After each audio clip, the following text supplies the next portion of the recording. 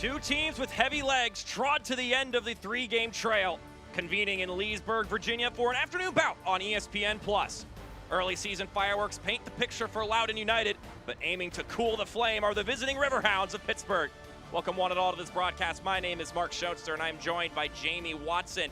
Loudoun United, as you can see by their record, off to a fantastic start. And Jamie, last weekend, they were able to get the victory on the road against Tampa. It's a big win going in and being able to beat the Rowdies on the road. And what I really enjoyed about this was the resilience of the group and their ability to go and get goals at important times late in the second half, and then the late one from Leggett making it 2-0. Passias scores a consolation goal for Tampa, but right now, this Loudoun side feels as though they can beat anybody within USL Championship, and for good reason, off to an amazing start this season. Well, Abdelatif Abukora is stealing all the headlines, but he has got a great supporting cast around him on the offensive end. Florian Velo is the type of player that can open up the field with his passing, but it's his ability to think before he receives the ball. He has his next thought already in his head of what he wants to do. That allows him, with his technique and his creativeness, to be able to be a real influential piece to the puzzle for Loudoun United. Meanwhile, for the Pittsburgh Riverhounds, hasn't been as smooth of a start to this season. Had a bit of a rough go last weekend against the Charleston Battery. A little bit up and down so far from the Pittsburgh Riverhounds, and not good enough by the Bob Lilly standards. But they were able to get an early goal from Sample in the 41st minute last week, but they were not able to see it out. And in the past, Riverhounds have this professionalism about it. They just need to find those winning ways again. And they come in today to Leesburg, where they've had a ton of success in the past. Well, someone who could help them find that winning ways, Augie Williams. He scored quite a few goals in his tenure. Williams' ability to know when to be a hold-up player, when to turn and run into the channels, makes him so difficult to defend. It's his deception that really is such a hard thing to hone in on if you're a defender on Williams. And if Pittsburgh want to get into a consistent ways of winning after winning midweek in the Open Cup, Williams needs to get on the score sheet tonight or create a goal for a teammate. Not only did both these teams play last weekend, they also played in the middle of the week for Open Cup action. So who has more on the tank to get a result here today? It's Loudoun in Pittsburgh coming up next on ESPN+. We'll see you after this break.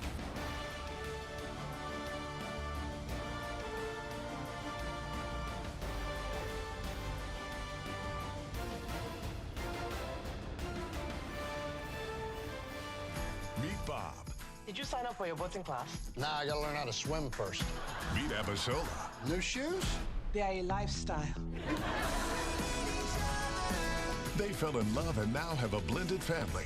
You are a bad influence. You're welcome. Life isn't always easy when cultures collide. Hey, Auntie. But they can always count that Abishola loves Bob. Everything's gonna be great. And Bob hearts Abishola. Weekdays at 7 on DCW 50. This is business today. Fast, unpredictable, always changing. Shifting trends and technologies are pushing aside old rules. The unexpected is the new normal. At Segra, we'll help you navigate a complex future with state-of-the-art voice, internet, and data protection solutions. We know you have dreams, and we see your potential. Segra, freedom to grow. What kind of future do you want? You have something worth fighting for. Failure is not an option. Anyone? Just a second, Bradley. Anyone? On this field, winners are born. Hold on to your butts. I know who did it. I know why. My thing's bigger. Shut up. Settle up, partner. Here goes nothing. Get your game on. Thanks for coming after me. We look forward to our very bright future.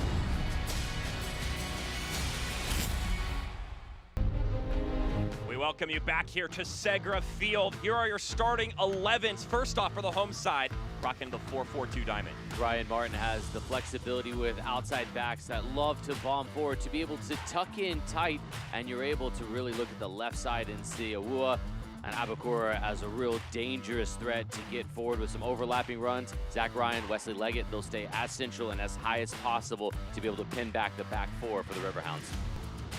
Meanwhile, for Bob Lilly's side, got to rotate some pieces, but some players are having to play their third game in 7 days here. It's been a busy stretch for the Riverhounds without a doubt. So you lean on a lot of the veteran players, and Danny Griffin in particular being one that you say this is the kind of moment where you've got to show that leadership, understand how to manage the game, know when to get forward to Jordan Williams up top, but also when to tuck back and help the back four and protect them when needed.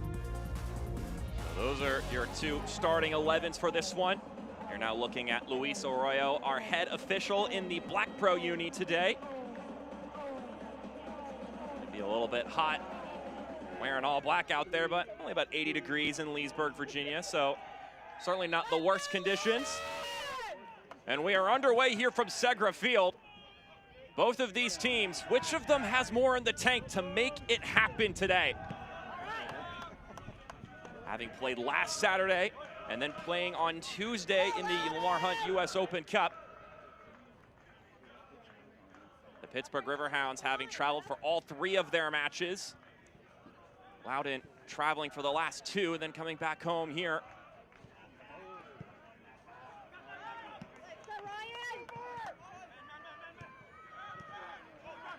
Ryan Martin's side 5-1 to start the season. Only 2 losses in all competitions, both of which coming to Lou City, which nobody's been able to beat so far. Meanwhile, for Bob Lilly's crew, 2-2-1. You always know the Riverhounds are going to be in the mix once the end of the season comes rolling around. It's a place the Riverhounds have enjoyed a lot of success over the years, 13-1-1 all time. And when you start to look at what this win could mean right now, it could be a galvanizing win for Bob Lilly's side if they're able to come in here, continue those winning ways, and then draw upon that later in the season. Certainly the kind of win you can look back on and go, hey, this is a win that we can point to and go, we can do it anywhere because we could beat a good team when we have got some bodies unavailable. Other bodies are pretty worn out from the week of action that we've just had. All those factors are the ones that you sort of draw to if you're the head coach in the short term and in the long term to call back, but that's an easier discussion to do when things go well and you're able to pick up a result. And yet it's Pittsburgh the ones who are coming off a victory on Tuesday. Meanwhile, Loudoun bested by Lou City in the Open Cup. 2-1 your final score as Borgi brings it forward for the Riverhounds. Borgi rolling it inside. That's easy to collect for Hugo Faru. That's where the space will be for the Riverhounds when the outside backs get adventurous for Loudoun United. It's the space in behind. They leave those outside backs. That's where you try to attack for Bob Lilly's side. And for Loudoun, I think the game plan is pretty simple. It's about letting the ball do the work, creating the 3v2s, the 2v1s, the moment when you can start to draw some players in, and then when the gap appears, that's when they want to attack. It's a really attractive brand of soccer that Loudoun United has rolled out this season. It's led to a lot of success and also a lot of goals, 11 coming in today, leading all of USL Championship. They've already grown quite a bit this season. Talking to Ryan Martin about their 2 games with Lou City already this season.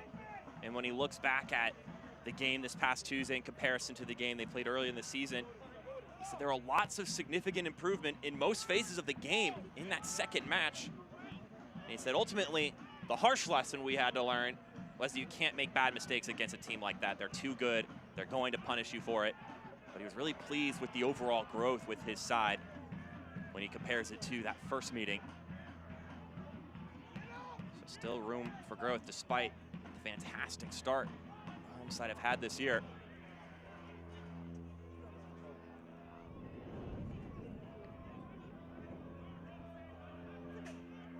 Meanwhile, for the Riverhounds, Bob Lilly talking about that Columbus Crew 2 match on Tuesday. Said they had a slow start, but got it going eventually. I was worried that Crew 2 might eventually get one back in that match, but he was very pleased with how they held tight and got the game done in 90 minutes, which not a lot of teams can say they did that in those Open Cup games over this midweek because so many games went to extra time. And in the travel, the extra minutes in the midst of a 3-game week, it's a recipe for coach's nightmare. But nonetheless, the Riverhounds were able to get it done. They survive in advance, and now get the opportunity to continue on, chase the cup, and they get back into league play, back on the attack. They're on the attack here. This one dragged out wide. Service curling in, but not quite enough curl to it. Parent Barnes trying to set things up from outside. I believe they were a little sloppy in that game against Crew 2, but he said they're halfway back to where they need to be after a rough performance against Charleston. We saw the highlights in the Open, a game he was very much not happy about, and still wants to see his team respond to. Williams plays it up top. Mertz now with the ball. He'll tap it out wide. Falls inside. Pittsburgh trying to find an avenue. Good patience being shown. Barnes feeds it in for Mertz. Combinations flying around everywhere. Another service denied.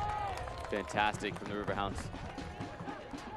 Just waiting for that final service, that final ball to break through.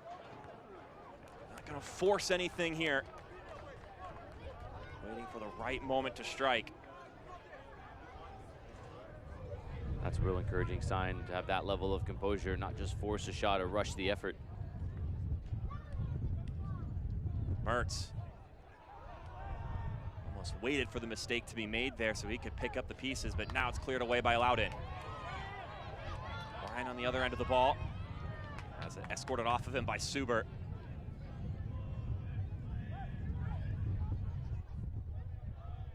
So the Riverhounds early on trying to force the issue here against Loudoun.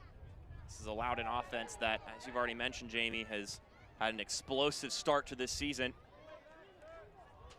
A lot of that is created with this press. Their high line of confrontation defensively forces teams to play a little bit faster than they want, and Zach Ryan is one of the players that leads that press. Wearing the captain's armband and wearing the responsibility of being the one to wait for the triggers.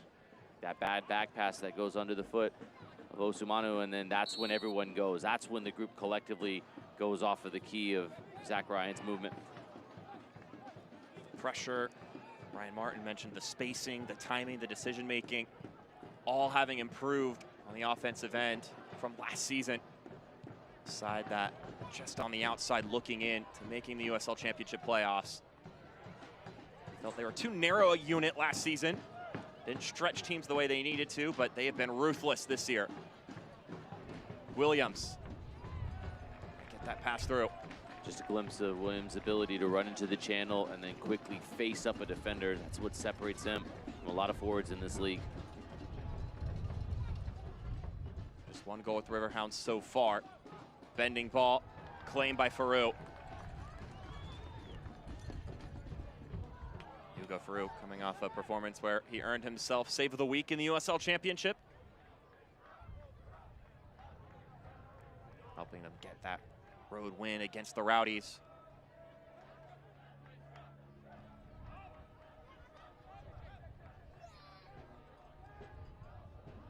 That was a big win against the Rowdies. It's just good for the confidence. It hasn't been the Tampa Bay Rowdies of old that we're used to seeing in the championship. But having said that, anytime you can go to Al Lang and pick up all 3 points, it's a difficult place to play.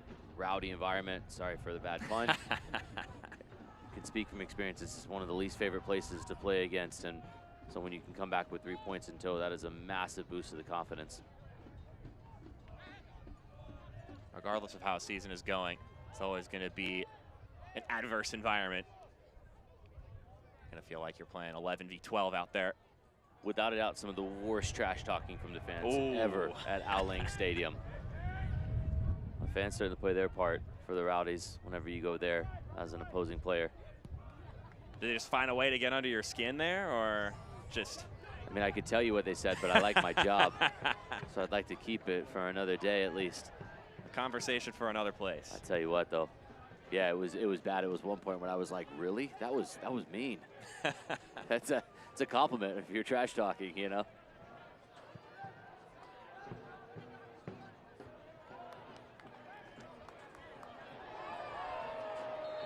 A Little shove there from Biasi, knocking over Wesley Leggett. Be a free kick for Loudoun. Still trying to find their footing here in the match. That's a foul that Biasi needs to have better composure, better timeliness to come in behind Leggett. That's not a space that Leggett's going to be able to hurt you, but when you push your two arms out, you commit the foul. Now all of a sudden this free kick becomes a lot more dangerous because you can get some of the big players forward. Look at Erlinson, Learman, these are the players, Tingy as well, that certainly have the capability to go get on the end of these crosses, and it's always a big threat with those guys coming forward. And a good set piece is a good way to tip the table in your direction. And it's dealt with easily here by the Hounds.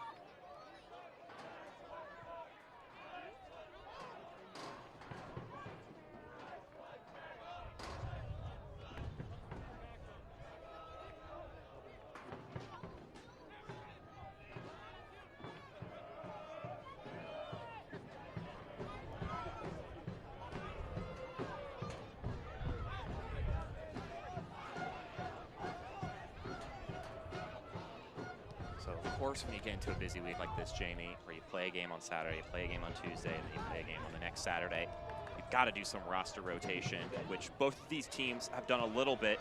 For the Pittsburgh Riverhounds, though, there are 4 guys that are starting today, right up the spine of the formation, too, who played Saturday, Tuesday, as well as Saturday. And we'll continue that thought here in a moment. Will beings from another world come to Earth? How long's a galactic year? 250 million years. Or could aliens live among us already?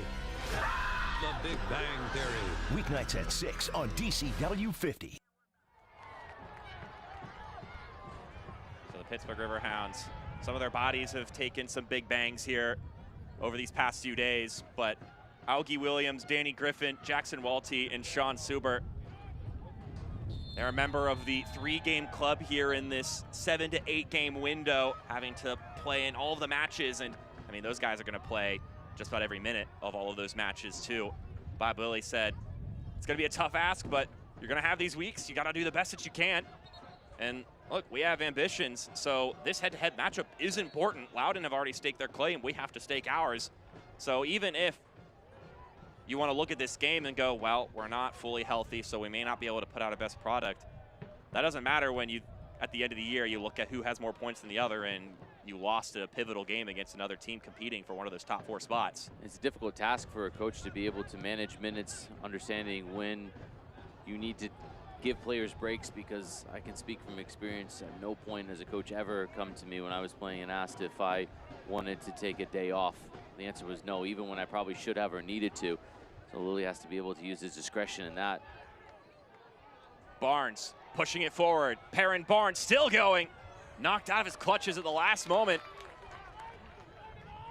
Pittsburgh wins it back.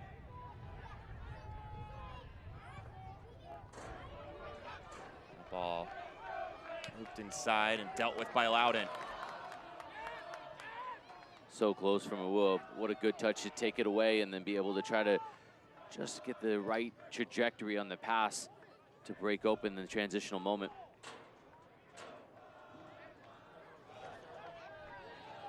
Griffin. Roll that one out wide to the left-hand side.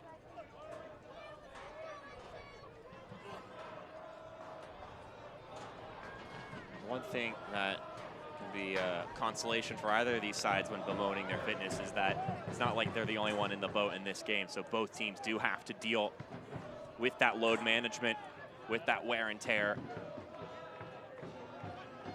The only advantage that Loudoun can have over Pittsburgh here is they didn't have that extra flight or road trip, whichever Pittsburgh opted to do, because not too far apart, Pittsburgh and Leesburg. But either way, another travel day that they didn't have to do.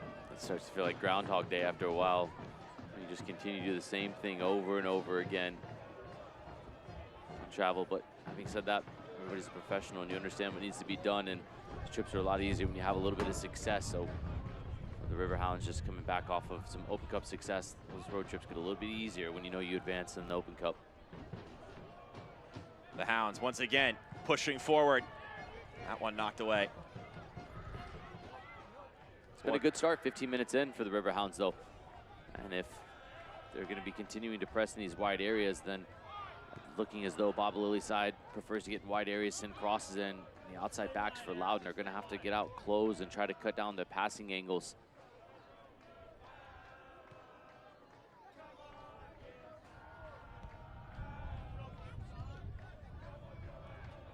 This level of aggression from Pittsburgh. The other question will be, if they can't find that goal, how long can you maintain this level of intensity? Once more, though, a question that can be asked of any level of effort put in by either side at any given point in the game. You just wonder how long any individual's legs can carry them forward. Here's Borgi. That one knocked away from him. These are two good soccer teams that just want to play. They want to go about it in the right way. So at times, there is going to be a bit of a stalemate because each team is being patient, probing, going side to side, waiting for that moment when the opponent doesn't do their defensive due diligence, doesn't get into the right passing lane, and then that's the moment that you can push through. And a moment of concern now is a Loudoun player that's down just off the ball.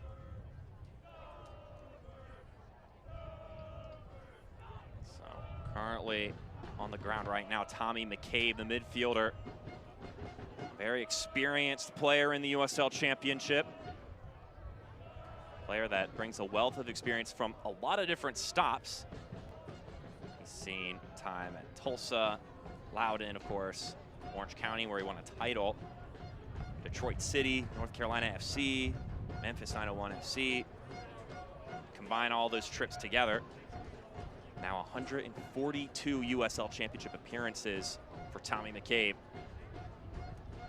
This would be a big blow to what Ryan Martin wants to do, just from the experience that you alluded to a moment ago, Mark, but just the real key component to what Loudoun want to do as far as combining and linking the back four to the front four. And Tommy McCabe is a big part to that with the simplicity in which he plays the game. So this is something to really keep an eye on, not only for today, but also going forward.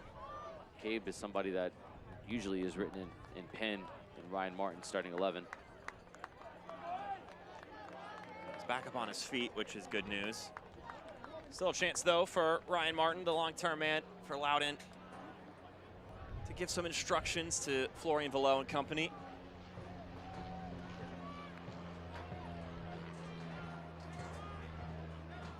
Cable walk-off. Should be doing all right, so you would anticipate him coming back in, but can't confirm anything for certain until, of course, it happens.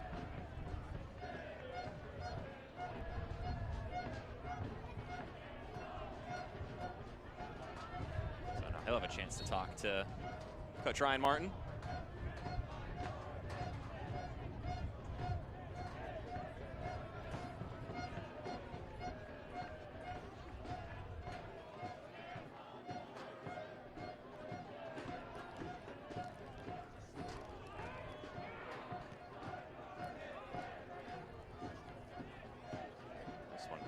Right along the touchline, still staying in bounds. Let's see if Loudoun can establish some possession in the attacking half here. So far, they've mainly had to withstand everything from Pittsburgh. I've tried to loft one or two counterattacks to no avail. It's more of the credit of Pittsburgh being able to keep the ball. They're doing well. Right now, the visitors have been the one that's really been able to stake their claim as probably the team that looks more assertive in possession. As I say that, there's the turnover. It's a classic power we carry, Jamie. That curse of the commentator. Abukora knocked away from him. Pittsburgh will want as minimal touches on the ball from him here on the attacking third. What a talent Abdulatif Abukora is at 20 years old. 5 goals and assists already on the season. Yeah, we haven't really said his name so far this afternoon. Got to be more involvement so far. Abdul Akora getting into those pockets of space just behind the midfield for the Riverhounds, where he can receive it on the half turn and be able to run towards goal. Well, we received some intel recently, Jamie, from our resident associate here, who's also from Egypt, our producer, Ibrahim Ayoub, telling us that his last name, Abukora, check this out. His last name in Arabic means father of ball. And if that's not good enough for you for how cool it is that that's his last name, they just refer to the sport of soccer as ball in Egypt. So this man literally is the father of soccer. That's his last name. It's lofty expectations with that name. And Abdulatif Abdukora has absolutely lived up to the legacy that is his name. It's been fun to watch the maturation of that 20-year-old, and he's got an incredibly high ceiling in his soccer career. Enjoy him right now while you can in the championship. I have a feeling he won't be here for too much longer. There he is right there, that number 11. Standing by Robbie Mertz in the middle of the pitch. There'll be a lot of people calling Ryan Martin, asking about that special 20-year-old, number 11. If they haven't already started calling him. Give me the scoop.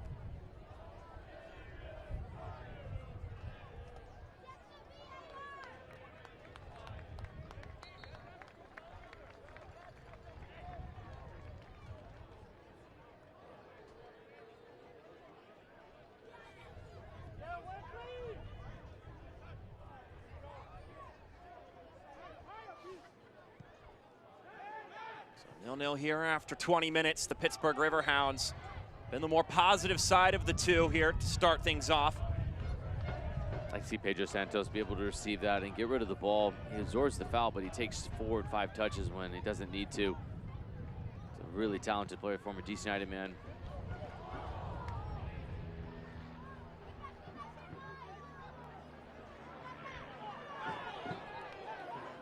Whistle blows from our head official, Luis Arroyo.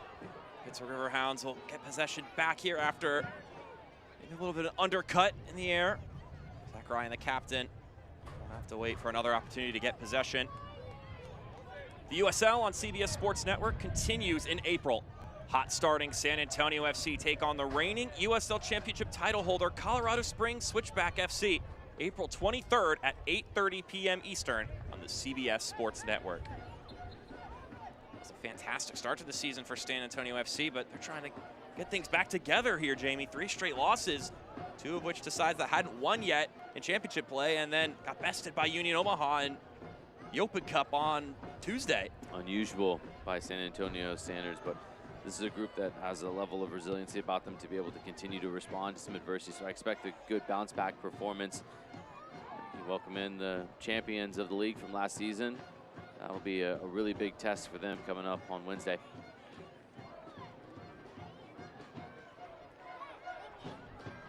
I'm sure they'd love to get Mitch Tainter back ASAP.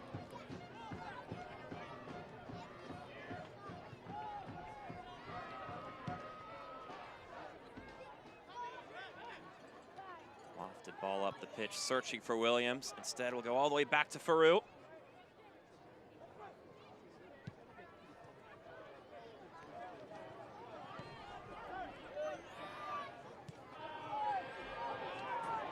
Going into this game, Ryan Martin expected a fatigued Pittsburgh Riverhounds team, and so far, they've had to be the ones who are reactionary in this match. What Pittsburgh is doing really well is letting the ball do the work. It's been really sharp. 1 and 2 touches when possible. Just moving the ball. So when you do that, now it causes the opponent to start to exert extra energy to chase and to try to close down. It's just more in terms of a boxing match, more body punches right now, just asking the other team to run. So it's methodical in a sense, but right now neither team has really opened themselves up or taken a risk defensively that the opponent can take advantage of. In a late season match last year, the Riverhounds were able to get the victory over Loudoun, which pretty much put Loudoun out of the playoff race and put Pittsburgh in a spot where they could sneak in. Ryan Martin said last year they got us on set pieces and on the counters.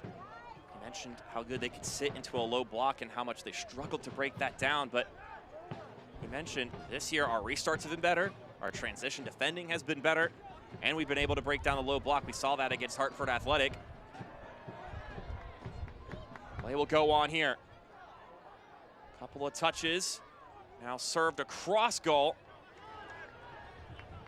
The angle was there for Sample to have a go with his left foot, just opted against it. Have the confidence to have that much space at the top of the 18, you've got to have it go. If it's your preferred foot or not, it doesn't matter.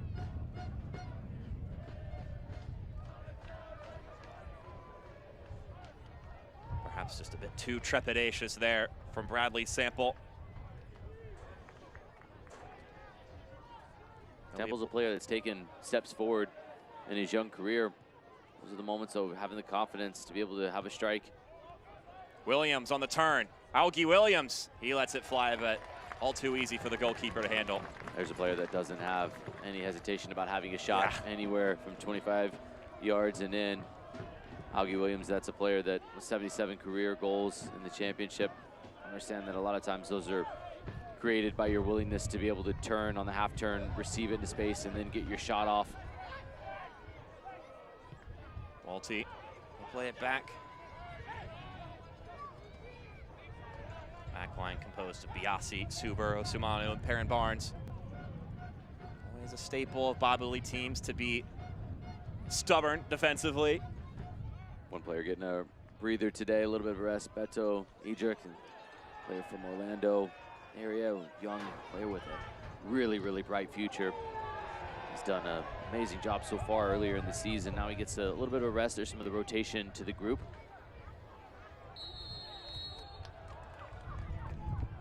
So whistle blows, the offside flag went up, stopping that opportunity in its tracks. What an interesting dynamic that was a second ago. Pittsburgh tried to take the quick restart and just launched it off of one of the Loudoun players, hoping to draw a yellow card, and our referee, Luis Arroyo, uninterested in it.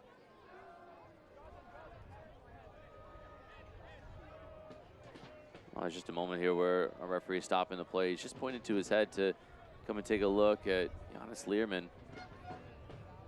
Oh, I beg your pardon, it's on the Riverhounds here. I thought he had pointed to Learman initially. It was on that offside where gotten in behind and taken a little knock. Let's look at the legend himself, Bob Lilly, longtime coach of the Riverhounds. I asked him about what was making Loudoun so effective this season. He said, well, the big thing is they've got that continuity. He felt they were good enough to make the playoffs last year. And he thinks that they probably felt they let some games get away last season in 2024. So now they've tightened defensively. They've gotten more consistent on the attack. He said Ryan Martin's always put his guys into good spots, and now they're putting those opportunities away. He just had a lot to say about how well the roster had been put together. He really liked some of the talent, young talent on this team. Of course, you look at a guy like Abakura highlighting that, but just in general, lots of pieces he thinks have been put together to make this a dangerous Loudoun team. Both coaches very complimentary of each other. I think there's a lot of respect being shown for Bob Lilly from Ryan Martin as Bob approaches his 250th game in charge of the Riverhounds, and Ryan Martin is highly regarded as one of the best young minds in coaching. I think that Ryan Martin's had to do it in a variety of different ways with the shoestring budget, with a team that was never under his control during previous ownerships, and now he finally is able to get an ownership that allows him to get some players, and then he's able to have free reign with what he wants to do, and it's no surprise this club is now sitting at the top of the table in the Eastern Conference, which is without a doubt been more difficult over years past. To be able to navigate the Eastern Conference to the top of it, even if it's 6 games in, is no small feat. Certainly, and even more news breaking this week, which we'll talk about here in a moment. But first, we've got an IBEW Local 26 corner kick. And this will be for Loudoun United. IBEW Local 26, empower your future.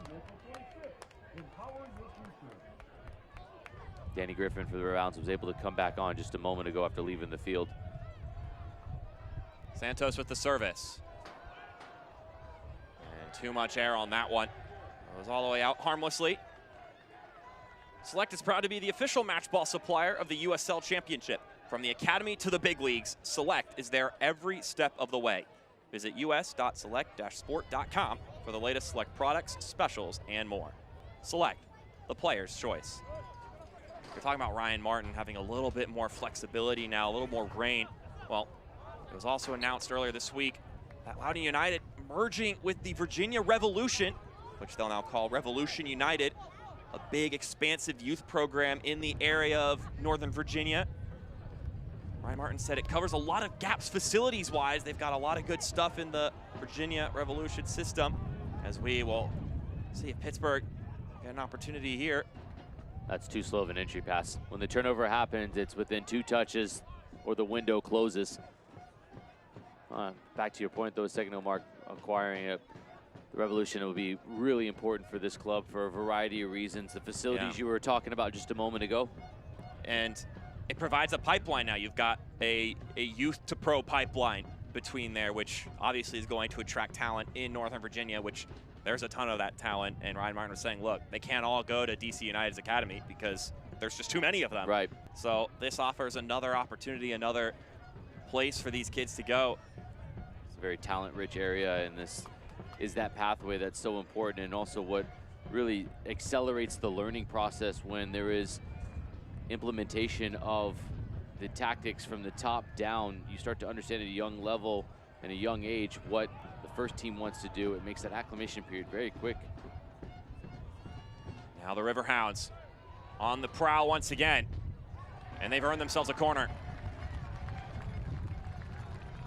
Fantastic tracking back to be able to get down and close the angle on Borgi. There was a moment there where it looked as though there were numbers, and just wondering if Williams was going to be able to create some space. Unable to do so, though, but they do win a corner. Yep, this is an IBEW Local 26 corner kick for the Pittsburgh Riverhounds. IBEW Local 26, empower your future. It'll be Robbie Mertz to provide service.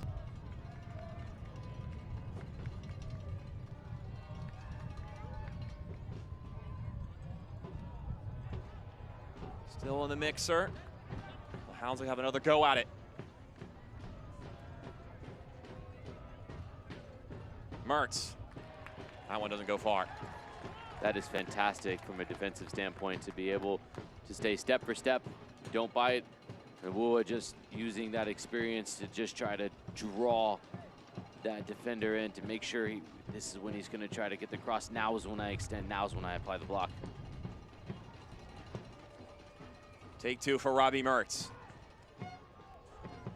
Curling in, claimed by Farouk. He's taking some issue with the contact he felt as he was claiming it, bumping into Ilal Osumanu. Osumanu knew as long as he just ran outside of the box, Farouk had to stop chasing him at some point. So Osumanu got a shot in, Farouk took exception, and we were still in the run of play when Farouk took a sprint to the top of the 18. Osumanu just disengaged and wanted to get back to the center back role. Get your bump in and get the heck out of there. Get out.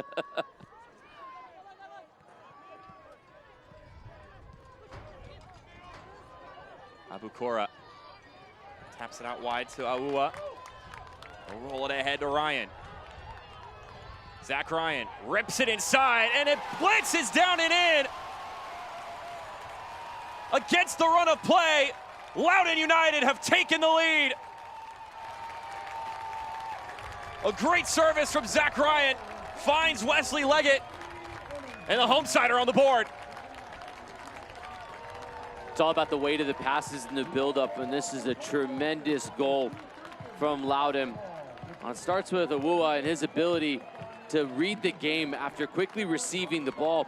He's going to see that Zach Ryan is in space, and when he does, it's that understanding of how he can get the ball around the defender, yet still give an angle for Ryan to give an option. So now when he does, Ryan's going to chase it down. The amount of power that Zach Ryan can get on this from that position is next level. And then Leggett gets a dime served into him, so now he's got to get the jump and the leap right with the trailing defender and Borgi coming back. Leggett is able to ride the defender off in the air and still get enough on it to get it past Eric Dick. That is as good of a cross and finish as you will see. A tremendous goal from Wesley Leggett. Leggett's second goal of the season, Ryan's second assist of the season. And that's the kind of explosiveness that this Loudoun side have. That goal scored by Wesley Leggett, presented by Hanley Energy. Energy management for a digital age. All it takes is a single moment for this home side to do their damage.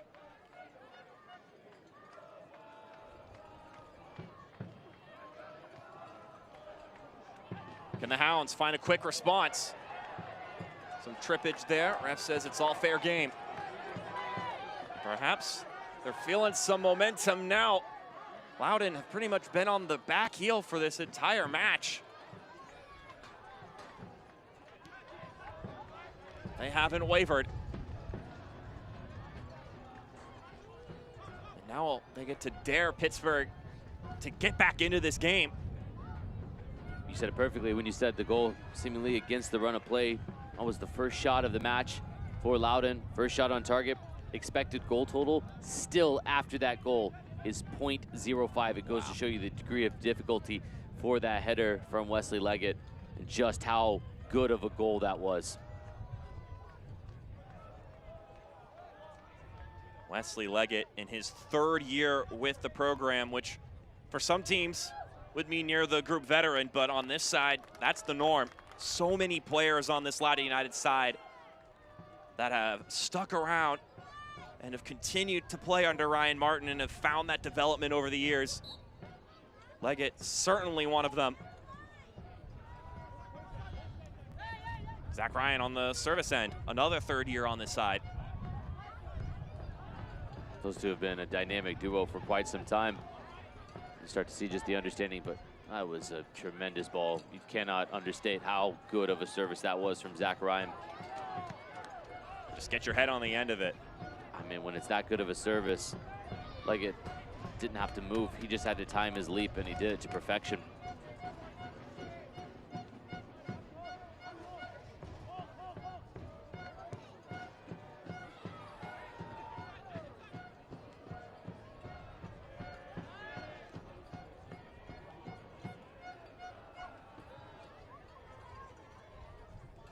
Now, how do the Hounds respond? What I'd like to see with the Hounds, if they could get more numbers to join Williams into the attack right now.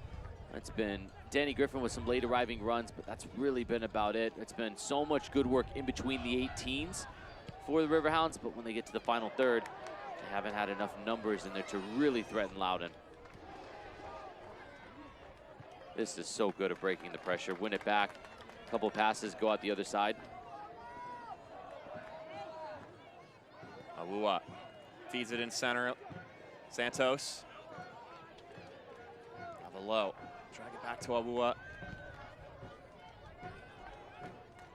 Now Loudoun trying to draw the Riverhounds out to create a little bit more space in behind to operate.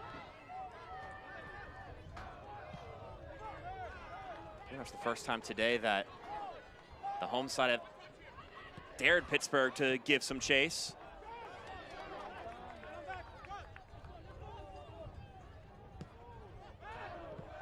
Below. Taking on a double team. Walty distributes to his left. Here's Borgi. It's one of the bright spots in that game against Columbus Crew too. It's one of a handful of players who got the opportunity to start in that game.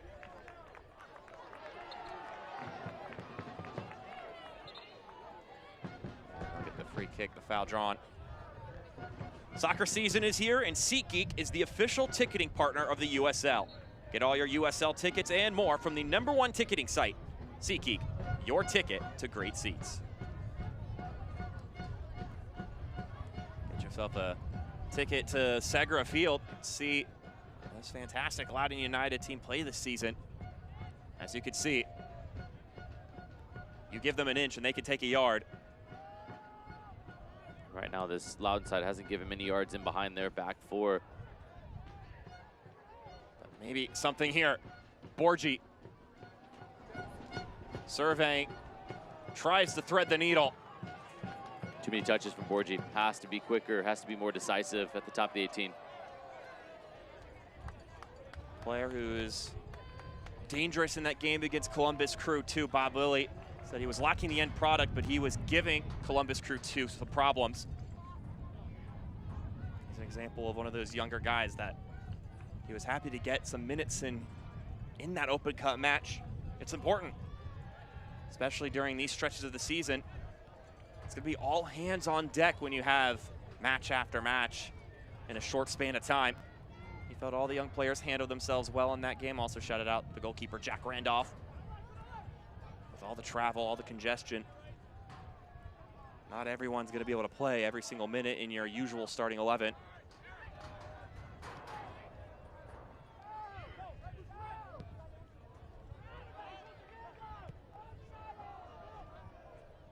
Searching ball for Williams Farouk just outside his penalty area.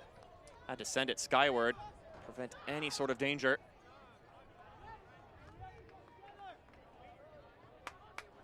Beat Bob. Beat Abishola. Life isn't always easy when cultures collide. Hi, Auntie. But they can always count that Abishola loves Bob, and Bob hearts Abishola. Weekdays at 7 on DCW 50.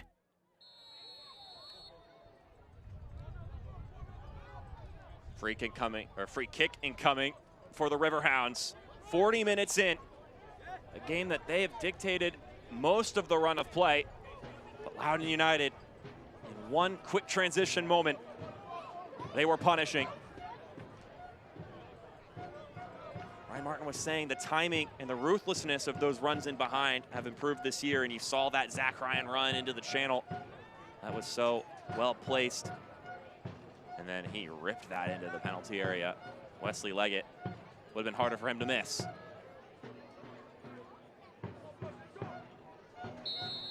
Set piece, claw things back for Pittsburgh.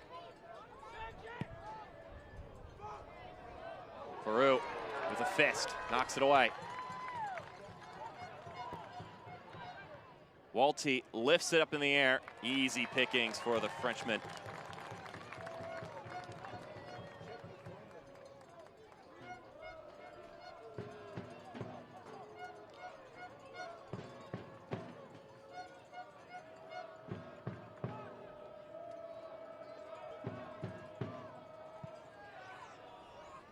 Despite the tired legs and the exhaustion, energy is high right now for the guys in Loudoun.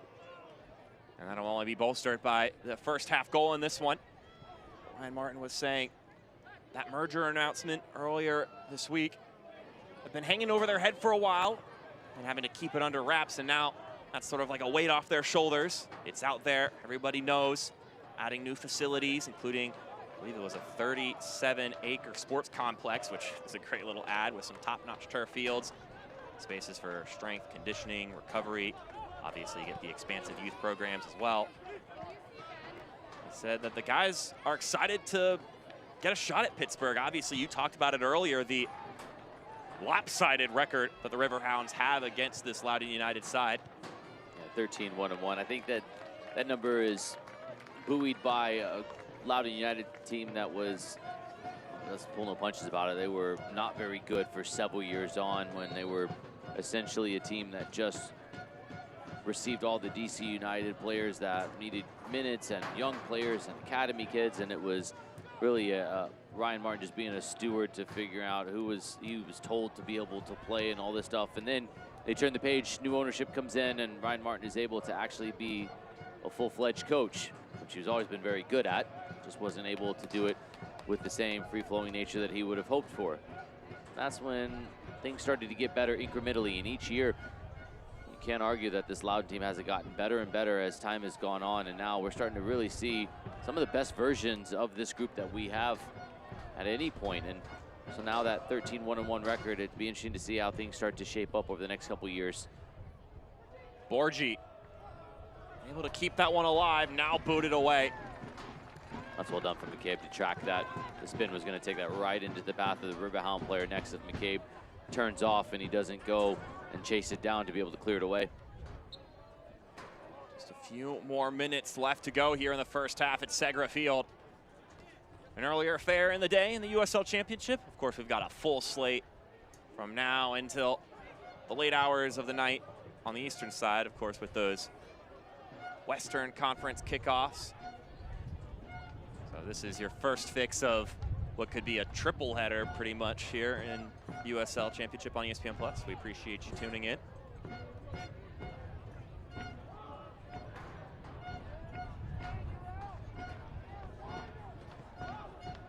Walty. Robbie Mertz nowhere to go with it.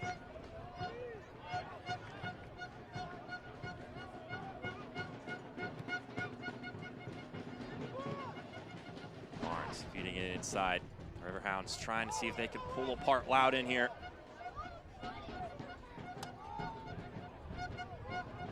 ball from Walty there. Now Borgi sends it in centrally. Was fishing for Williams. Instead finds a red jersey. That was one of those times where we needed a counter going with all the passes that Pittsburgh put together. That would have been some team goal if they were able to turn that in.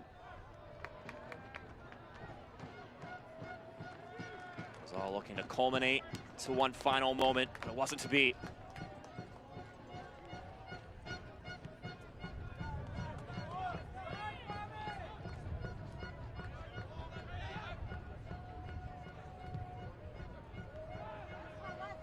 See that there. Will be a minimum of 4 minutes of stoppage time added to the half. Brought to you by Novak. Novak's energy-saving tips are a real game changer. Still a ton of time for another thing to be said in this match, whether it be Loudoun creating another opportunity for themselves or for Pittsburgh to muster a response.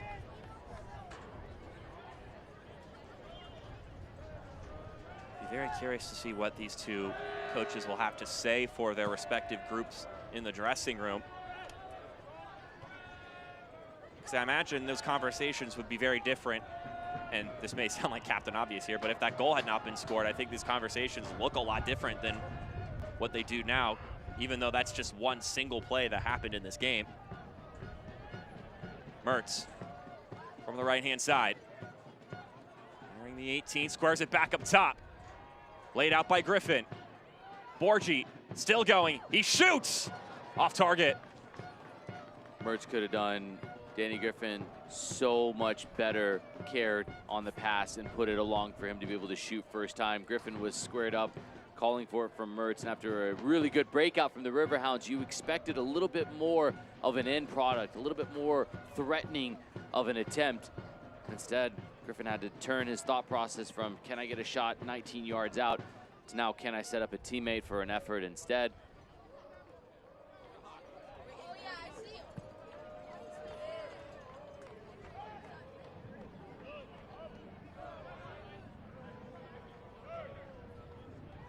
Another opportunity going to the wayside, just lacking a little bit of that edge that's necessary to find the back of the net.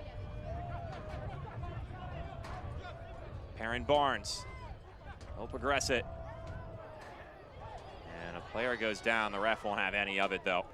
Nothing in it, just a stumble, but much better from Perrin Barnes, just decided to take the space. It asks the question of Abukora, the attack-minded player, to have to get all the way back, and then Awuwa gets stuck in a spot of when do I go, when do I stay? It's the first real run with conviction we've seen from Barnes in this first half. About 90 more seconds to go in the first half of action. Though the Riverhounds have held more of the possession, Loudoun are the ones who have taken basically their one and only chance in this game and have certainly made the most of it and did it in style. Excellent setup, a vibrant cross, and a lovely headed finish from Wesley Leggett.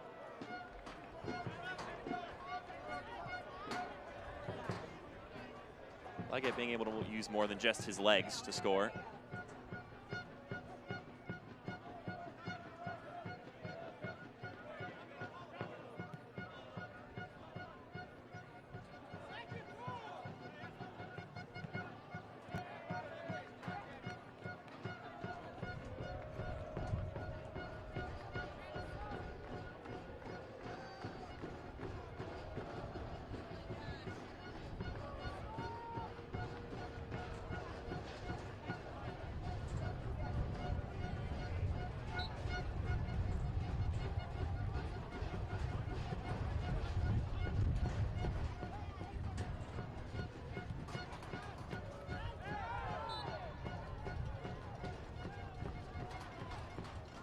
So blown foul by Luis Arroyo.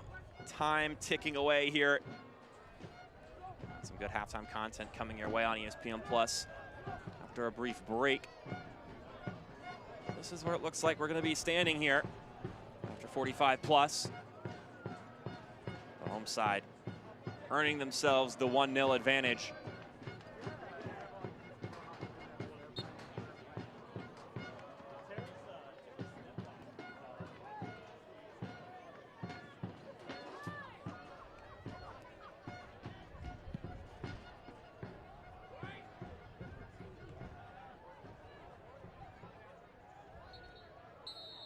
So the whistle sounds, and after 45 plus, Loudoun saw one window of opportunity, and boy, did they take advantage of it. 1-0 here. This 4:30 kickoff matchup on ESPN Plus. An excellent cross from Ryan, and the tidy finish from Wesley Leggett.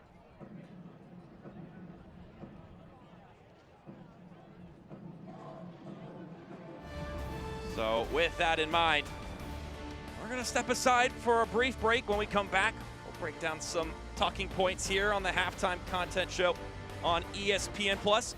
1-0 your scoreline. Loudoun with the lead over the Pittsburgh Riverhounds. We'll step aside briefly. We'll be back in a few.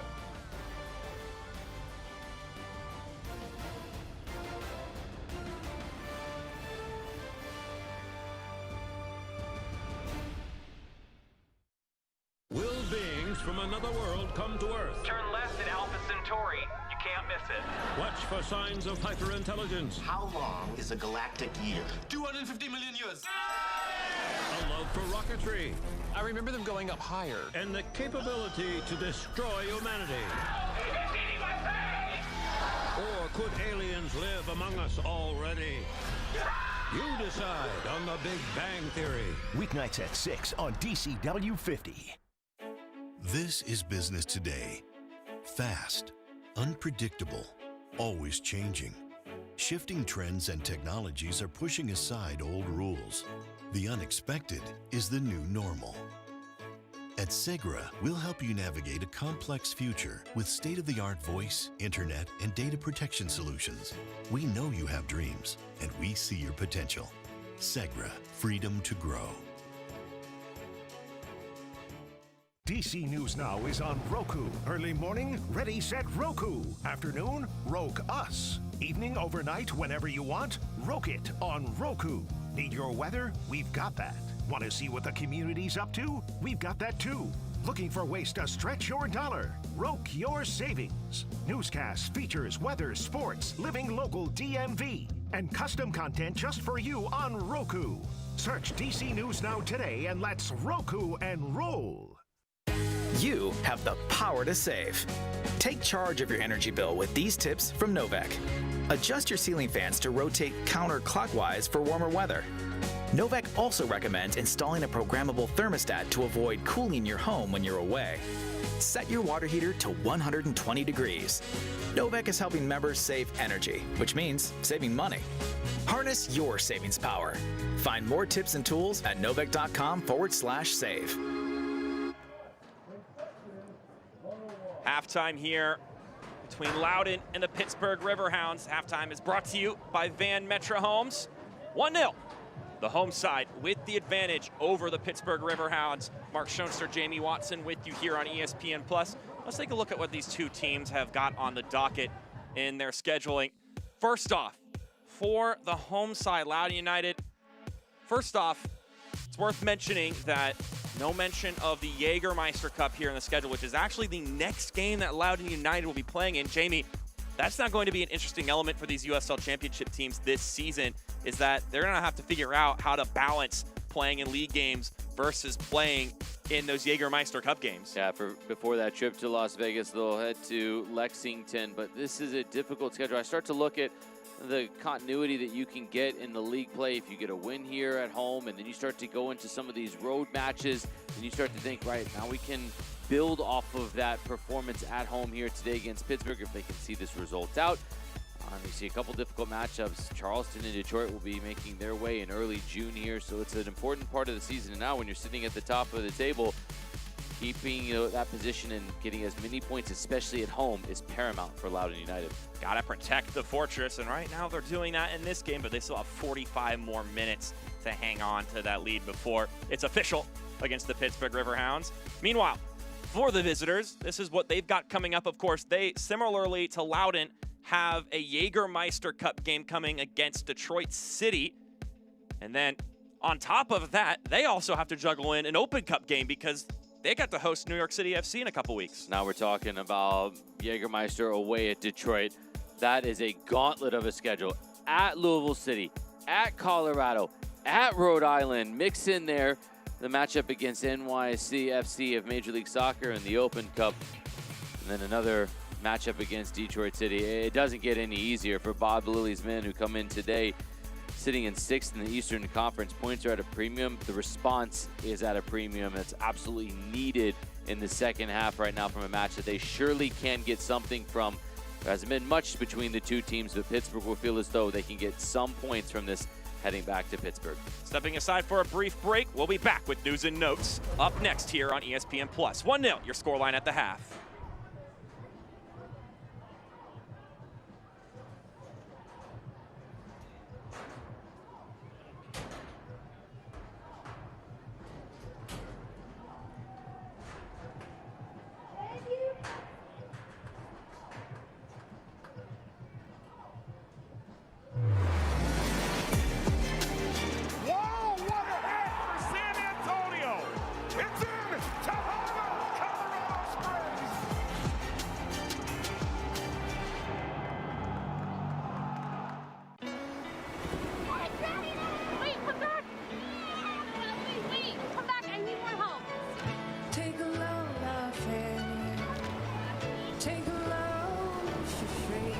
Today we went to the beach, and it was totally worth it.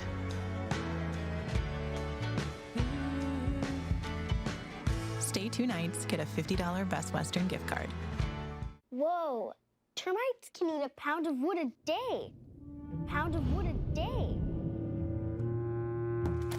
Pound of wood a day. Pound of wood a day. What's wrong, Daddy? Daddy? You okay? Keep termites out of your home and your head with our premium guarantee that covers up to $250,000 in new termite damage. Before panic shows up, Terminix it. Success doesn't come easy. It takes grit, hustle, and relentless effort. Every step forward brings you closer to greatness. This is your moment. Elevate your game. El Jimador Spiked Bebidas.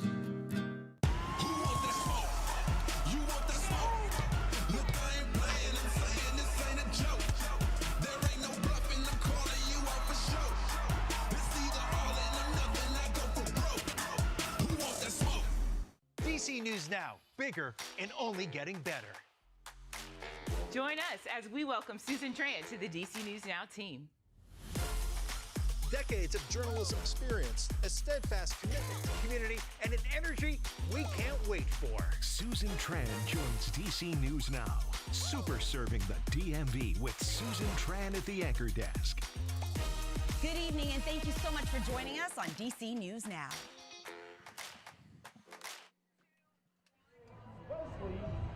Back here for halftime on ESPN Plus, brought to you by Van Metra. 1-0 to Loudoun United over the Pittsburgh Riverhounds. Mark Schoenster, Jamie Watson with you here on ESPN Plus. Let's take a look at all the talking points around the league.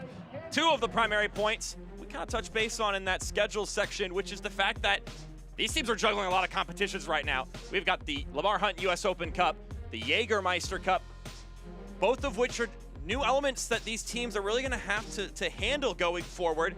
Got 12 USL Championship sides in the U.S. Open Cup, along with some League One sides, too. They're going to have a chance to get a bite in an MLS team. We saw the draw play out on Morning Footy this week, that new partnership with CBS, so that was where the draw was held for the next round. It gets exciting, bringing in 16 new MLS teams to the fold, but also Buffalo, New York.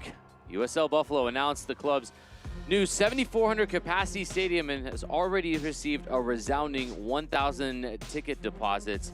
It goes to show that the markets are craving more and more USL action, and you're seeing all throughout the entire tiers and ladder of United States Soccer League, US Soccer League, to USL, excuse me, to be able to welcome in new teams. And Buffalo, you're up next. That's an exciting new venture that we cannot wait to see unfold over the next couple years. I'm sure the table market will not be pleased with another team in Buffalo to root for in the outdoors.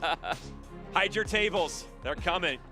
Now, let's take a peek at what the other matchups are looking like right now across the league. A couple of early advantages, or I guess second half advantages, primarily Rhode Island really in a problem here, conceding a brace to Darren Smith and down a man in the second half.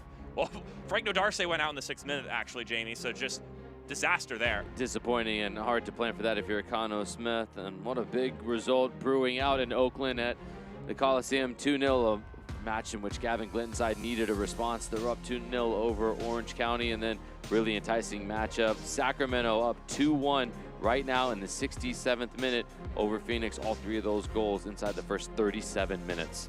All right, and this is what's coming up for the rest of the day. Given the fact that we're kicking off so early, you'll be able to pick any of these and enjoy them from start to finish. Any of these in particular really sticking out to you? Yeah, 2 in particular. I'm looking at the Colorado Springs Switchbacks and El Paso Locomotive. El Paso looking really good in the Open Cup midweek. And then Tampa Bay Rowdies, they were able to get through on penalties against FC Naples. They will welcome in Lou City. Should be another enticing matchup, but another full slate of really good matchups across the USL Championship tonight. Well, those teams do love to meet each other in big games, Lou City and the Tampa Bay Rowdies. But we've got a big game here. Another 45 minutes on deck between these two sides. We're going to step aside one more time. When we come back, we'll have that second 45 for you here on ESPN+.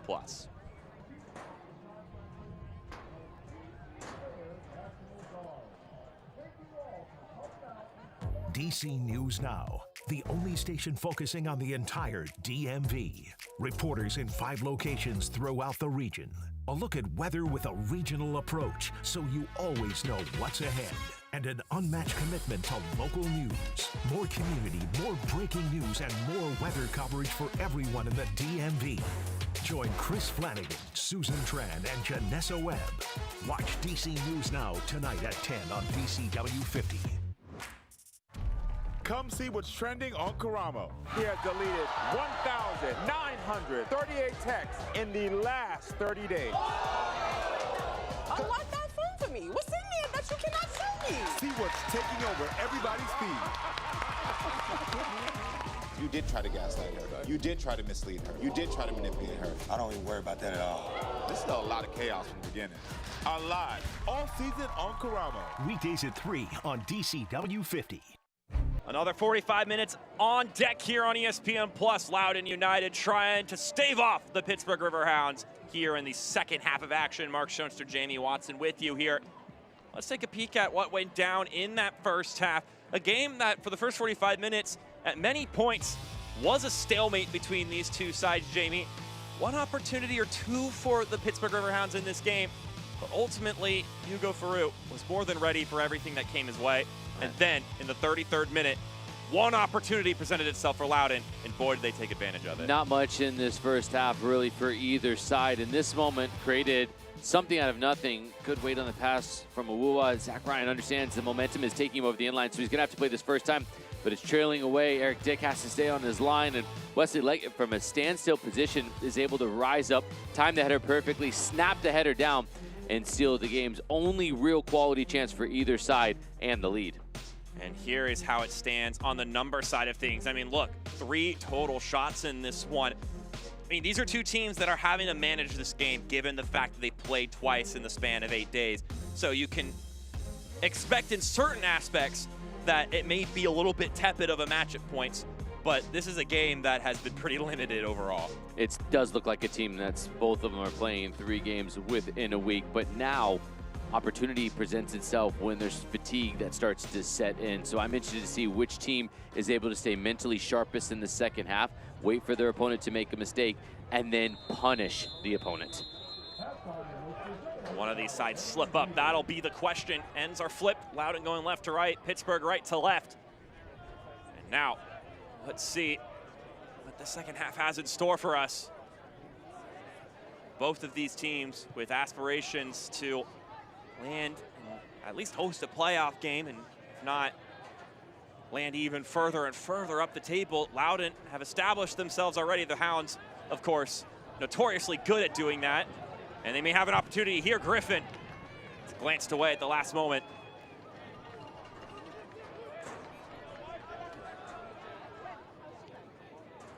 Once again, my name is Mark Schoenster, joined by Jamie Watson here on the broadcast.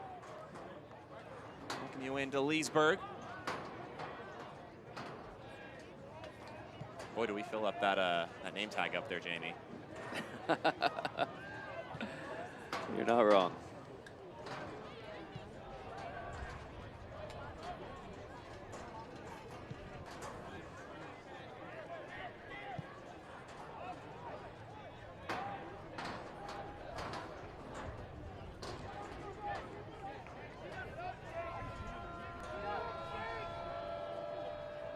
In the second half, we'll see if either of these sides slip up at a point in time. Borgi earns a corner kick for his side.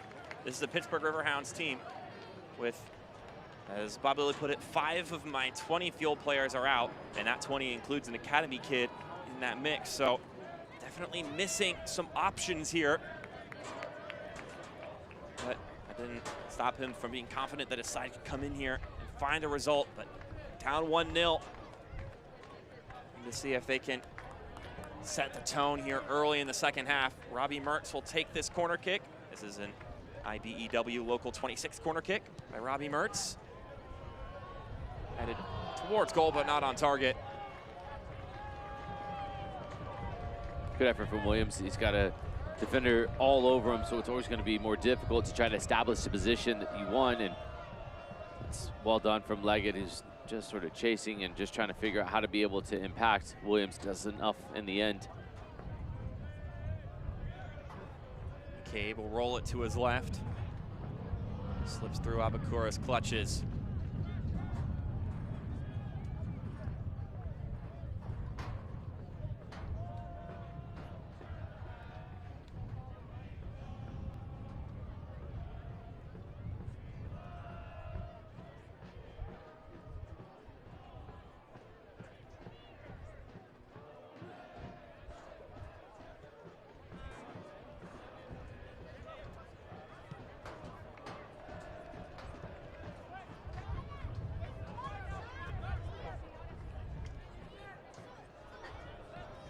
Jason Borgi, a rookie for the Riverhounds this year.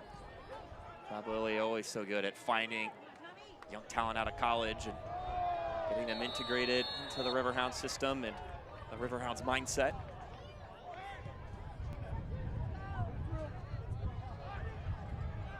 Now for Loudoun. Leggett tries to fire. Below with a pop shot there. Testing the goalkeeper, Eric Dick, for the first time today, having to make a save. This will drive Bob Lilly crazy. It was a quick free kick where Abakura is just standing behind all 4 midfielders for the Riverhounds, and that's how this opportunity presents itself. That is a lackadaisical approach to defending. A simple set piece in the middle of the field, and that was a really good effort to catch that. Below knows if that hits the ground and bounces up, then the moment goes and the defender's able to close down, so he's got to catch it on the downward swing. Incredibly difficult to pull that off, but almost with great efficacy from below. He's got that experience, the 32-year-old Frenchman. Doesn't have a goal yet this season, but has 4 assists to his name, which is at the top of the ladder. The USL Championship ranks so far. Of course, sometimes it's a little silly to start talking about who leads the league and what stats this early in the year. Not exactly equal bodies of work yet across the table. I'll let you tell that to Floor and below, or anybody leading any yeah. category. He'll tell you it's just enough games to adequately discern. You have a different viewpoint. You say, yeah, I don't know, 6 games is a great barometer and measuring stick of who's really an elite passer in this league.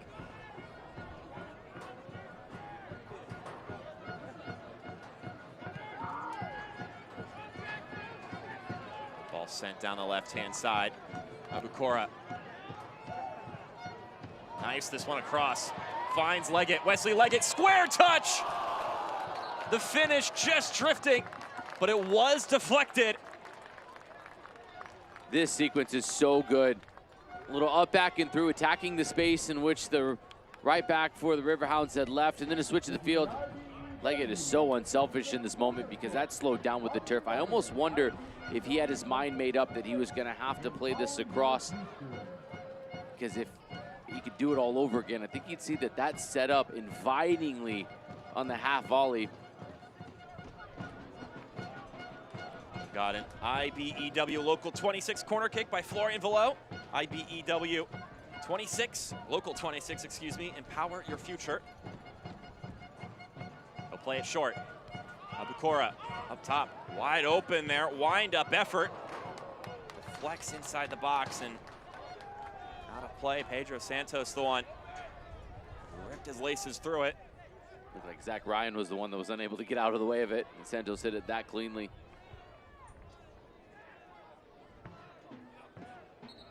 This is a galvanized team, Ryan Martin said to us.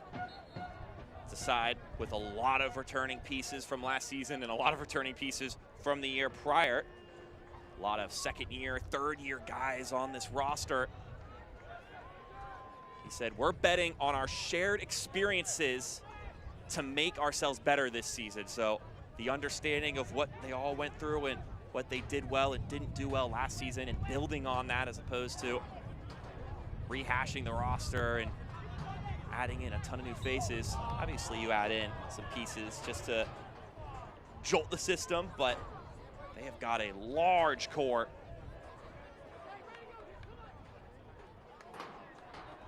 And so far this season, it's paid off for them.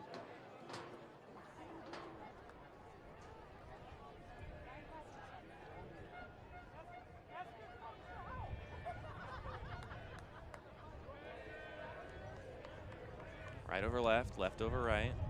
Oh, actually, you gotta get that from being tucked in your heel. Yeah, that's the worst part. More pressure than when you're tying your shoe with an entire stadium of people watching you. When you're down and your teammates are telling you to hurry up, let's go.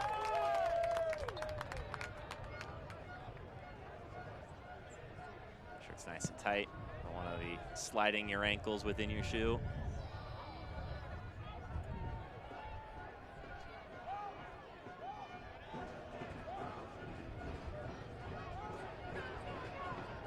How many boots would you typically have in a season, Jamie?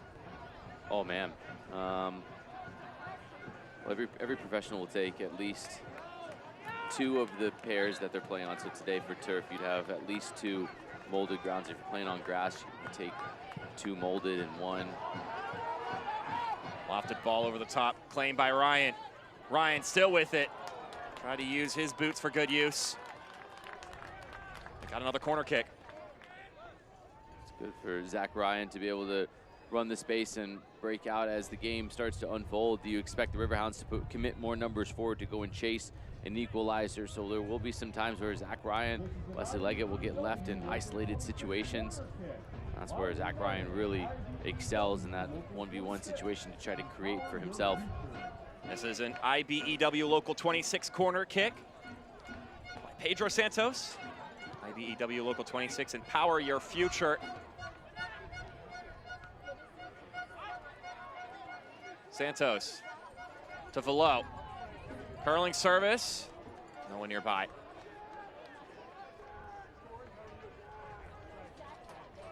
And so just to finish that up, then it would be to the ground you're going to play on, maybe the soft ground ones, a little bit 6 studs, if you will, and so at least 3 pairs you'd have with you in constant rotation, and then I don't know, maybe 30-plus game season with some cup competition. You're probably playing about 40 games, so yeah, probably anywhere from 7 to 8 pairs of boots throughout the course of a season.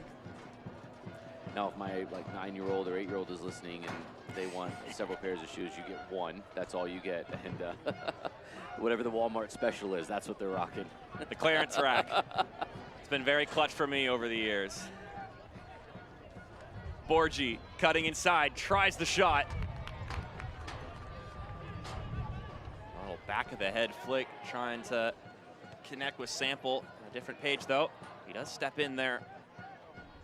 And some contact. Once again, shrugged off by the official. A lot of the contact in this game, Luis Arroyo has let them play. It's been consistent from a referee.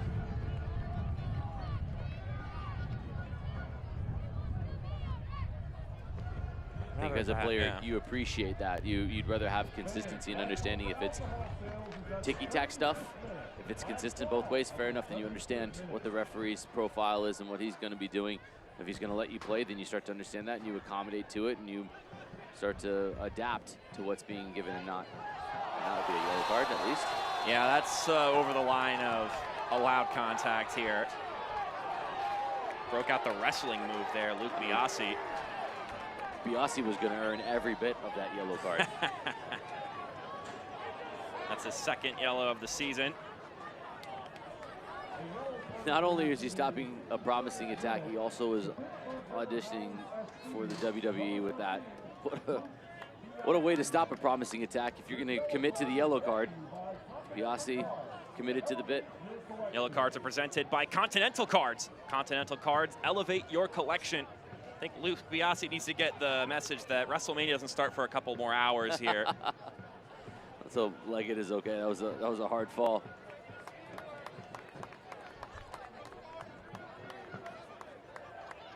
Normally you got to pay a lot of money for yeah, that exactly. one. Getting a discount to see those kind of moves. It's a light little ESPN Plus subscription each month, which you probably already paid for anyway. There we go, right? A little bonus action here for you.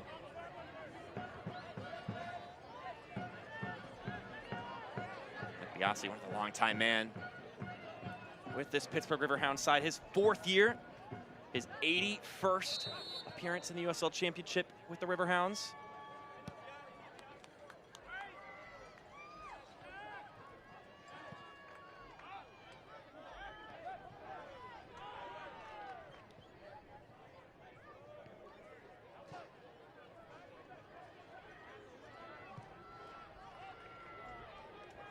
Ball over the top. Not going anywhere here. Load management, such an important part of this game. We're going to start seeing some substitutions here in the second half. We'll be curious to see which players are given the nod to keep going, which ones need to get off at this point. Mertz rolling it forward. Griffin lays it out to the right-hand side. Barnes again. Didn't get that one right. Had 2 white jerseys waiting for him right around the penalty marker. Just scuffed off his boot. Now Abukora sends his man running. Velo driving it centrally. And another go at it here, Loudoun. But Jackson Walty, stout in his effort.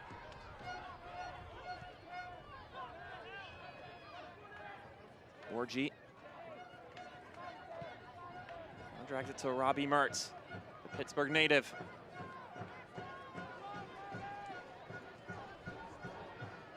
Promising moments ago for the Pittsburgh Riverhounds. And they stack on that.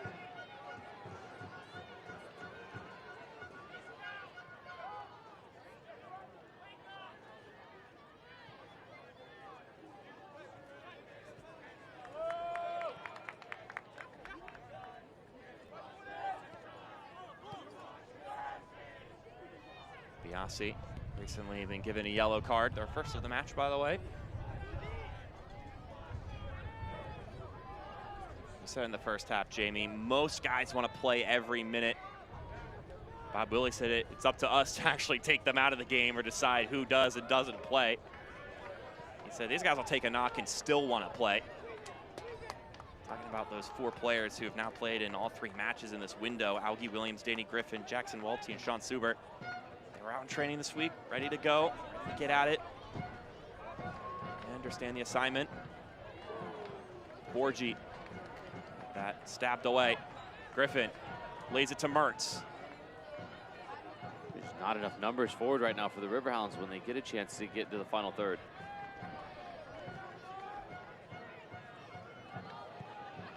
Cross sent inside.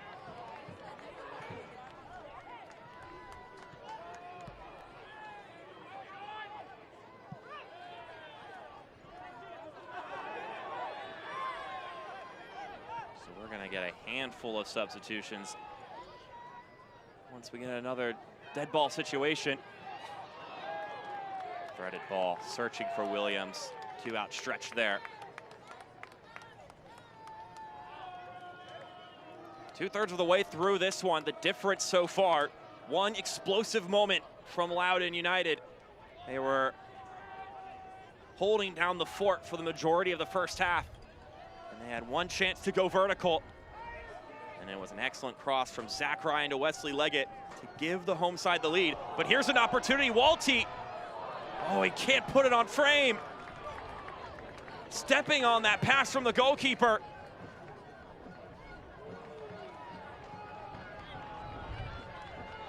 Santos getting caught on the ball. He's got to be able to do better in that situation, and it's a fortunate recovery of a teammate to be able to come back and be able to get him out of trouble. So now we're going to get a couple substitutions here for the two sides. Let's walk through it with you. Edo Idrak subbing in for Ilal Osumanu. Jorge Garcia in for Jason Borgi. Now Loudoun do have two substitutions on the dock, but they're going to hold them here. So just Pittsburgh making two changes.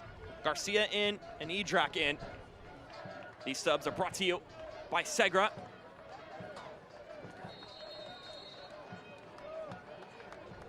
And Pittsburgh on the corner kick. Still in danger. And below. Maybe ignoring advice from his goalkeeper to let it go. Still gets the job done at the end of the day. Griffin with the spin. Plays this one out wide from Mertz. Have this to Sample. Nowhere to go with that one.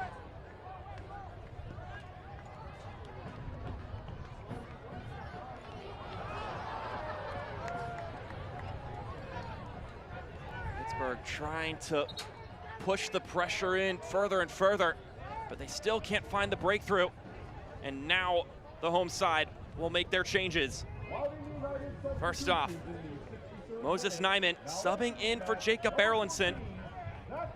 And then Riley Bidois will sub in, taking the place of the assister in this game, Zach Ryan.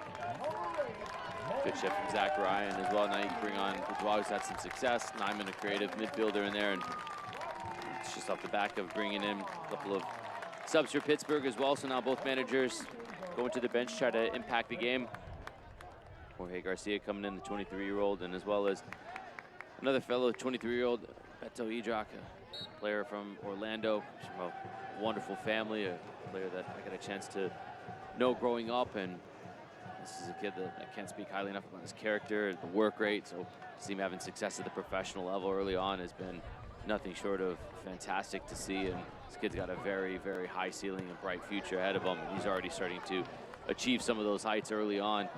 Started from the bench today, does Idrak. Now he gets the opportunity to come in, and looking forward to watching him try to go up the challenge with Leggett, and to be able to see Bidois' movement. A couple goals on the season. It'll be a difficult challenge.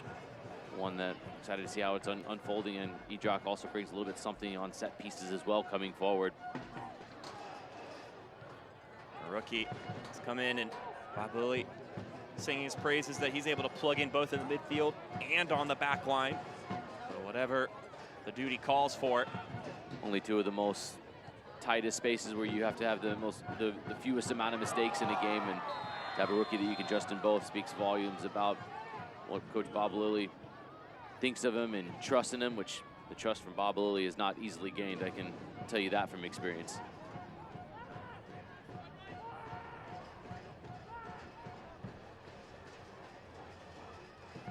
Bob Lilly has high standards there at the Pittsburgh Riverhounds organization, and anywhere he's gone really, but of course, been with Pittsburgh so long, his name pretty much synonymous with the club.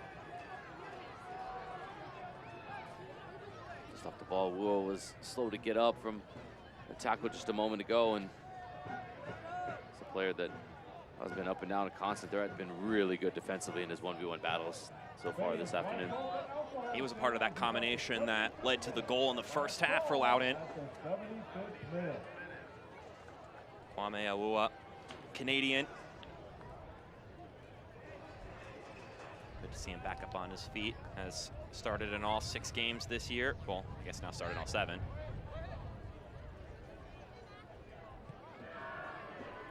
Another one of those third-year players on this roster.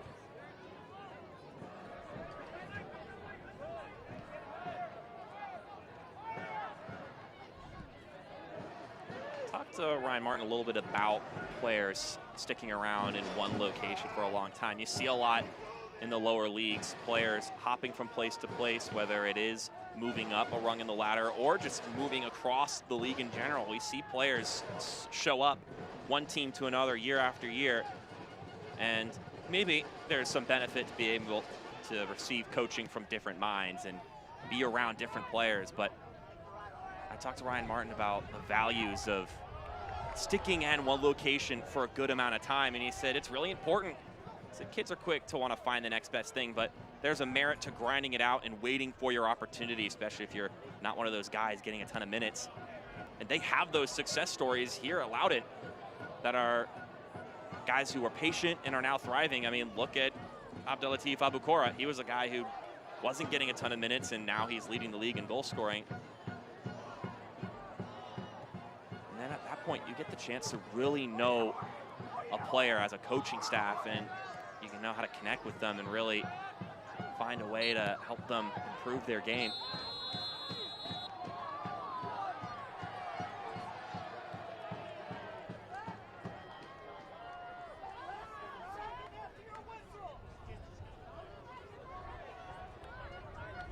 So, we're gonna get a substitution here. Ben Mines coming into the game for Wesley Leggett. Leggett's last contribution was picking up a yellow card for time wasting launching the ball after the whistle had gone. Yellow cards are presented by Continental Cards. Continental Cards elevate your collection. So a goal and a yellow card for Leggett. And then he's subbed out for Ben Mines. Subs brought to you by Segra. Leggett on the receiving end of a Zach Ryan cross. Now both of them have taken their leave in this match. They can say they left the pitch better than they found it.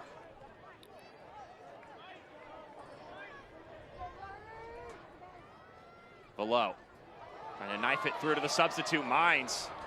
Made that more challenging than maybe you would have thought when the pass was first released. Can't understate how difficult that is, what Edric has just done in that moment, to come in off the bench and then quickly read that entry pass through from a fresh forward. Good weight on the pass. If there's even a moment of hesitation, Loudoun and Ben Mines is in behind in a clear 1v1.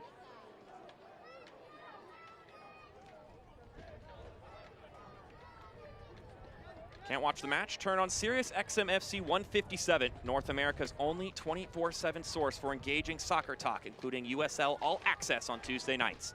Plus hear live matches from the USL, MLS, Premier League, and more, all on Sirius XM FC 157 and the new Sirius XM app.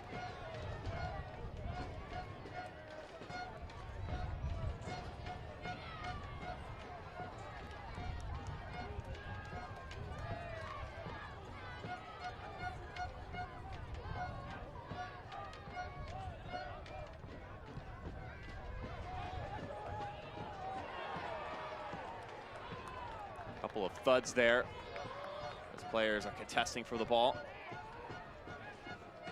Keeping the action going here.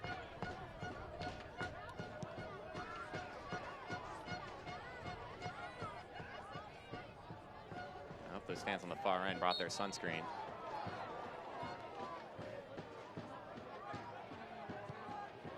Come see what's trending on Karamo. He has deleted 1,938 texts in the last 30 days. See what's taking over everybody's feed all season on Karamo. Weekdays at 3 on DCW 50. The Hounds continually trying to find something here. Effort. Oh my goodness! How about that strike? And how about that for your first professional goal? Jorge Garcia clears out the cobwebs.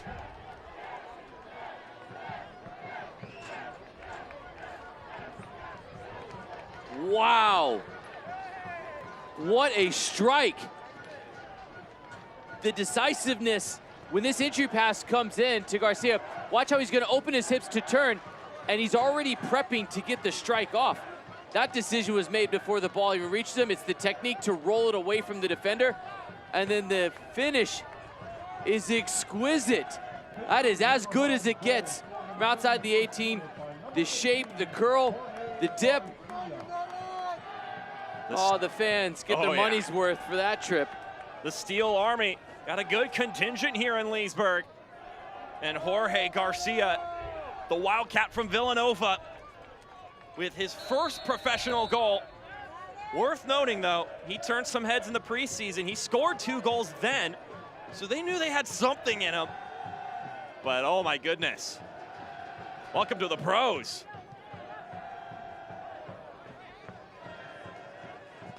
And now Pittsburgh have tied this one with about 20 minutes to go.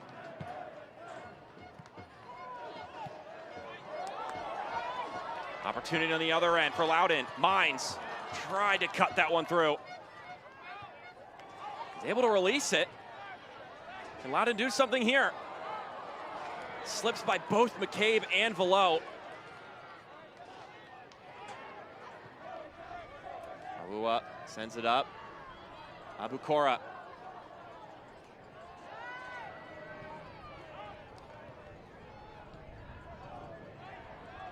Velo shrugs off some contact to Mines.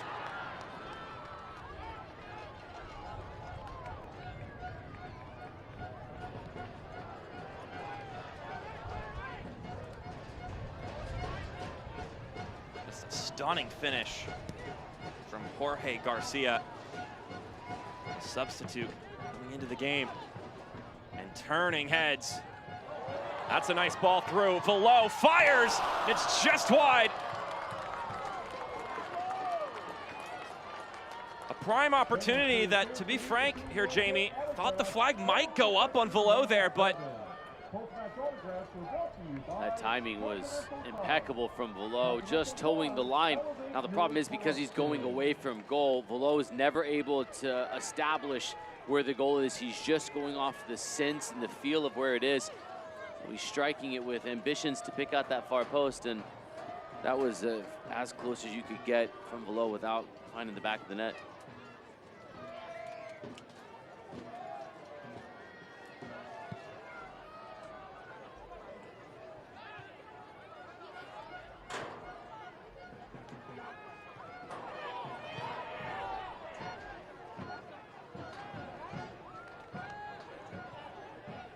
After a first half goal by Wesley Leggett, Loudoun United took the advantage, but then a top shelf bender from Jorge Garcia levels this one back up at 1 apiece.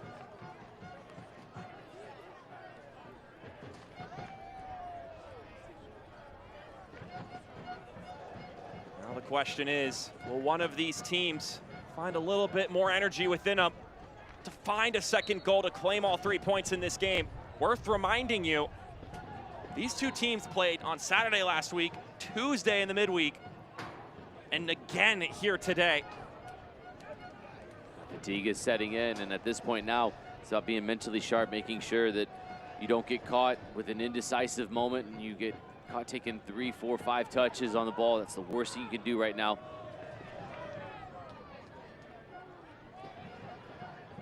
These two teams played each other in the preseason. The game, Loudoun scored a late goal to take the advantage.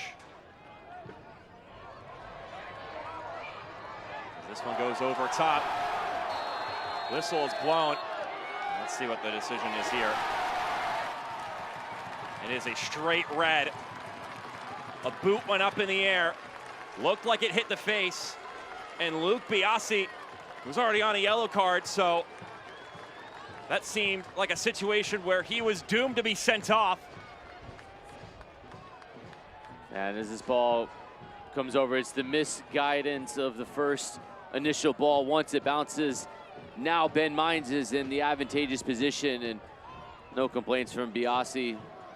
If it wasn't red, it would have been yellow, which would have been a second one anyways. Biasi knew he was headed for the longest walk in football to the showers early after that poor angle that was taken on the first one. And now Pittsburgh have to be able to figure out a way to see this through for the final 15 minutes plus stoppage time.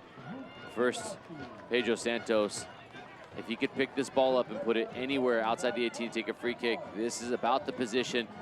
Enough space to get it up and over the wall with power. This is a big, big moment in this match. Santos, 36 years old, a seasoned career. Couldn't get that one to dip. Wildly disappointing. Pedro Santos just hasn't had a good game by his standards today. That was neither placed nor powerful. Nearing the end of that 25-day contract they signed him to, last played for DC United, but this is a guy who has played in the big leagues, not only MLS, but over in Romania and Portugal. He's also won cups in all of those stops. He won in America with Columbus Crew. He won in Portugal, won in Romania. Not only has he played in some big places, but he's won in some big places. And now for Loudoun. You see your lead get taken away, but now you have the man advantage for 15 more minutes. And you show that ruthlessness that you've had all season. Find that second goal.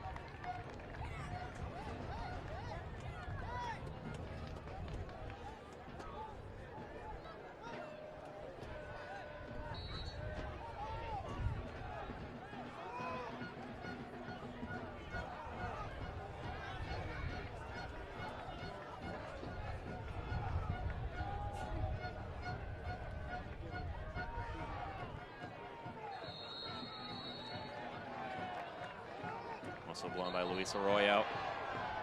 And a substitution coming on. Out of the game, Bradley Sample. And in comes Max Broughton. First-year man out of West Virginia University. The yellow card's also been issued to Moses Nyman. Yellow cards are presented by Continental Cards. Continental Cards, elevate your collection. And again, the substitution, Broughton for Sample. Substitution brought to you by Segra.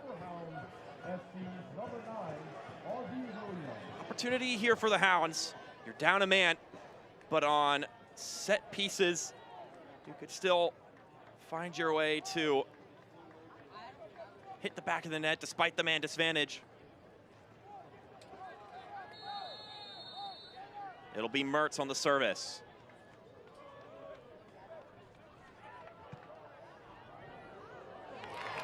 Into the hands of Farouk. He's pretty much done everything he could have done in this game so far. That strike from Jorge Garcia. Not many, if any, in the world can stop that.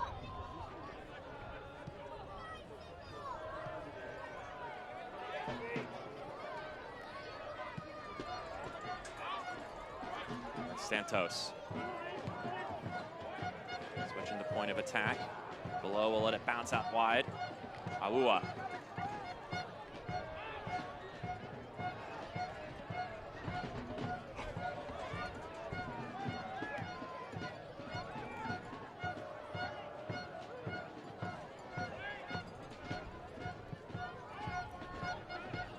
So a little correction on the yellow card side of things for the bookings. Moses Nyman was not given a yellow card. It was Augie Williams for Pittsburgh, and then Kwame Awua, who got one for Loudoun. Just to make sure we got all of our ducks in a row. Awua, wish she had done better there. The USL Championship and League One are on CBS Sports and ESPN platforms all season long. Catch live matches and expert analysis every day on the CBS Sports Golazo Network and ESPN+. Go to USLChampionship.com or USLLeague1.com for the complete USL TV listings. Boy, do we have a full breadth of matchups happening today between USL Championship and USL League One.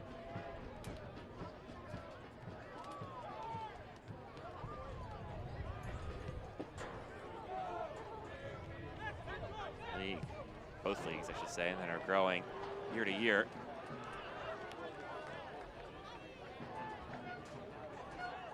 Before we know it, we'll have more clubs that can call themselves historic clubs like the Pittsburgh Riverhounds as the years go along, and these units all continue to have themselves firmly planted in this USL soccer pyramid as it gets bigger and bigger. Mines feeds it in. Abukora rifles! Oh, that's glorious! Loudoun are up top. And it's the father of soccer, the father of ball, Abdelatif Abukora.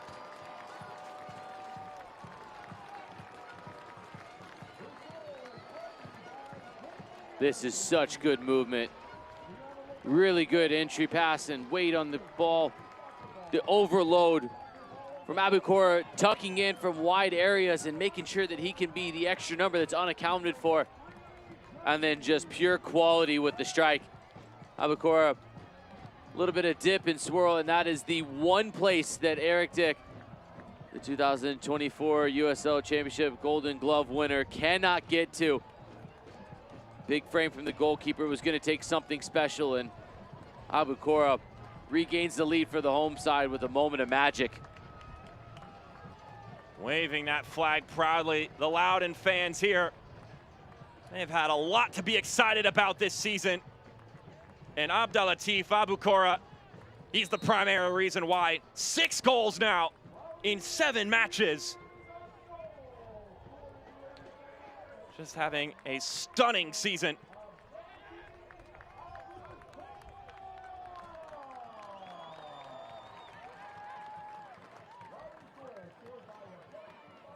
That makes it now 3 straight games that Abukora has found the back of the net. Having scored against Tampa on Saturday, he got the late goal against Louisville City in the Open Cup on Tuesday. And here he is with the go-ahead goal against the Pittsburgh Riverhounds, looking for just their 2nd ever win against this side. 13-1-1, the Pittsburgh Riverhounds lead the series.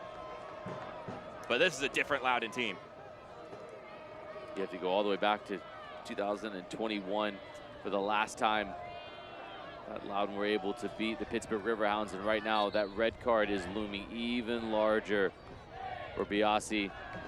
Since then, it's been mild attempts from the Riverhounds to go forward, and understood they were 15 minutes away from getting a precious point on the road while also down a player, but this changes everything. And for Loudoun, it was such a timely goal to be able to receive that. Now it's just going to be more and more open opportunities for Loudoun in behind on the counter, with Pittsburgh having to throw reckless abandon forward to chase another equalizer.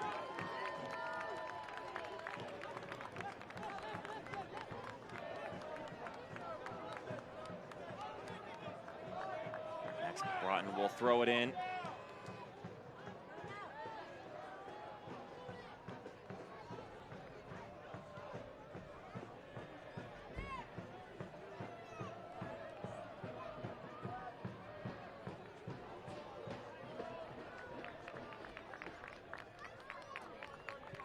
eFootball is here. Live your dream, rep your team, and play as your favorite USL Championship club.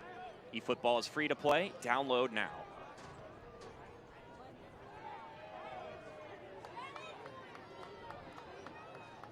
Tell you what, Abdelatif Abukora has made it look like a video game this season.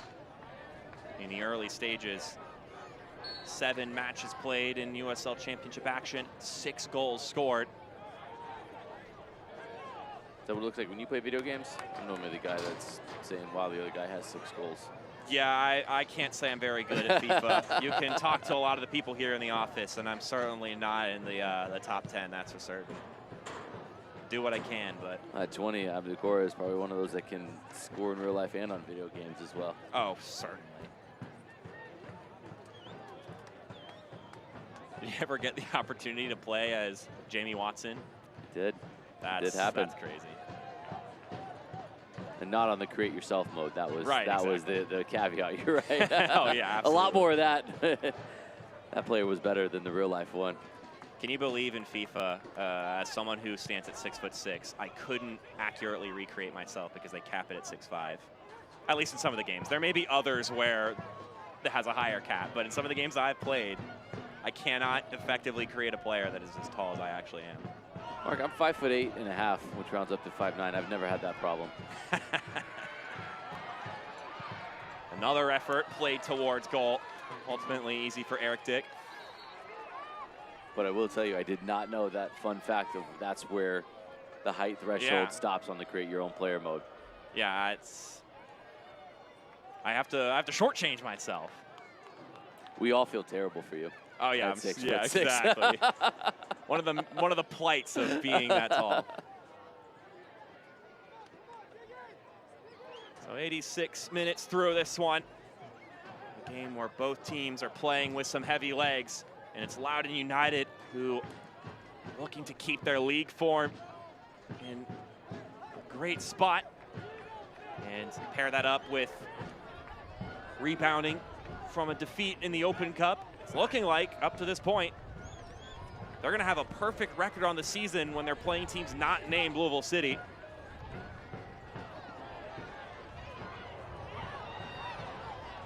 Oh, that's a late tackle. So free kick being given here.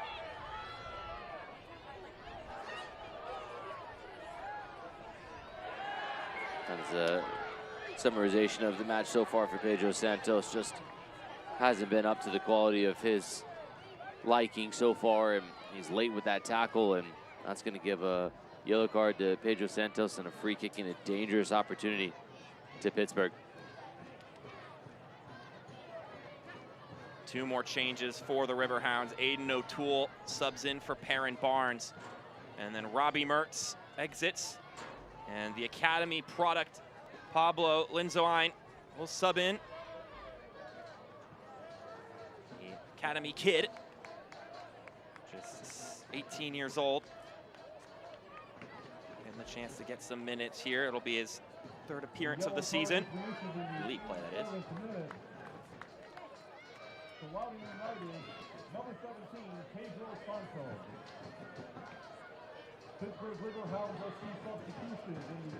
Yellow card after the fact issued to Pedro Santos. So here's a free kick opportunity. Jorge Garcia has a go again, and not too far off. Already scored one Butte today. And of course, he was the one who was going to get the opportunity to have a go at it. Wow, this does not miss by much. Really good technique. And that looked as though it had a real problem and a real bother for the goalkeeper, Ferro. If that would have been on target, that had all the pace and everything. Would have been interesting to see if Ferro could have gotten across and pushed that wide, but nonetheless, just a warning sign that there cannot be set pieces given around the box for Pittsburgh with Jorge Garcia on the field. Ooh. A little kick out. Another rough challenge, and there's a yellow card. That being given to Vidois. His third yellow of the season. Yellow cards are presented by Continental Cards. Continental Cards, elevate your collection. Also, just to recap on the substitutions, Pablo Linzoine and Aiden O'Toole in the game. For your subs brought to you by Segra. Mertz and Barnes make way. A red card issued in the 75th minute for Luke Biasi. Brought this game to one apiece. Loudoun were able to score about 6 minutes later. And it's the most usual of suspects. Abukora putting it into the back of the net.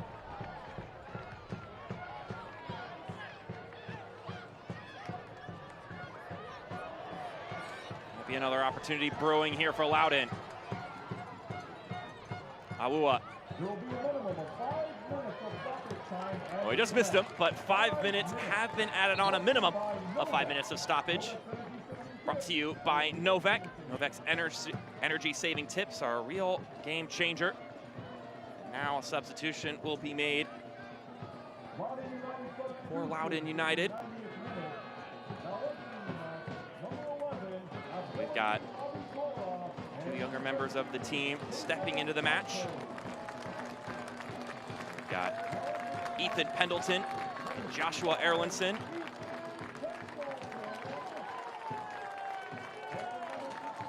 So the changes will be Ethan Pendleton for Pedro Santos, veteran coming out for the 18-year-old. And then Joshua Erlinson subbing in for, right now, the game-winning goal scorer, Abdelatif Abukora. Those substitutions brought to you by Segra.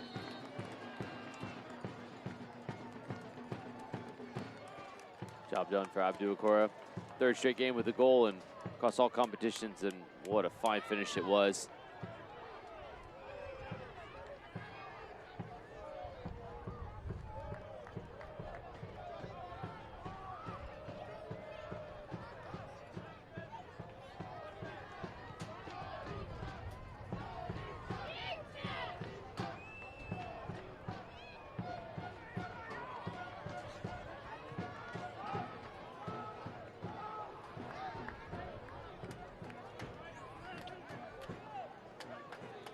Here's your fun fact for the day here, Jamie. That substitution, Ethan Pendleton for Pedro Santos, that is a man who is 36 years old, getting replaced by someone who is exactly half his age, 18 years old, subbing into the game. So goes to show you how long you can play the beautiful game. Incredible. I think Ryan Martin might have been a rookie as a professional when Ethan Pendleton was born as well 18 years ago. I only say that because I was on the team with Ryan Martin at the time. So I chose to throw him under the bus instead of myself. Yeah, well, that's what you have to do. It's just tactical. Can't take that part of the game out of you, Jamie. Halfway through the 5 added minutes here for Loudoun. They're looking to advance to 6-1 in league play and keep their claim at the top of the table in the Eastern Conference. Pittsburgh, with another loss, will drop to 2-3-1, or 2-1-3 if you're more European inclined.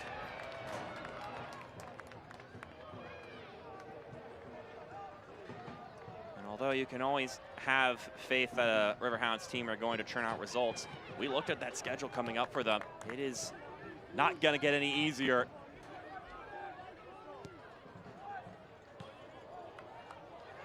Something brewing here. Ball glancing inside.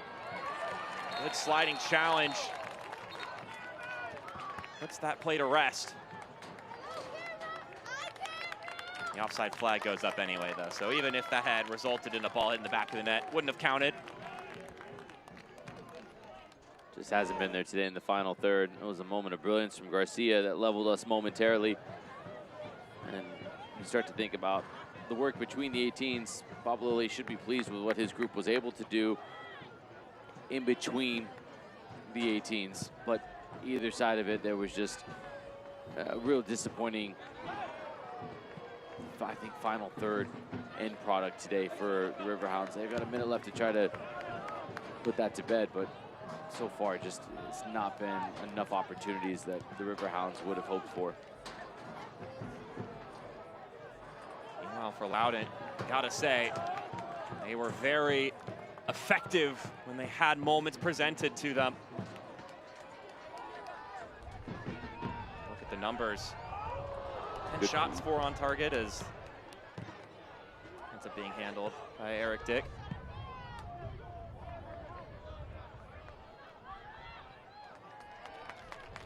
Peru claims it, and now only seconds left to go here from Segra Field.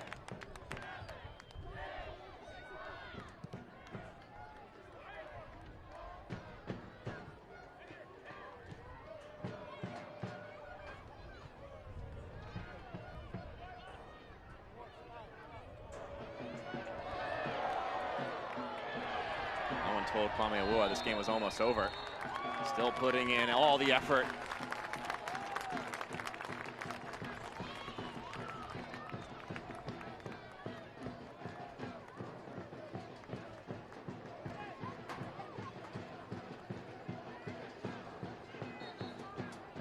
It's just been a brilliant start to this season for Loudoun United. And now getting just their, well, he's looking to get just their second victory ever against the Pittsburgh Riverhounds. This being their 16th meeting.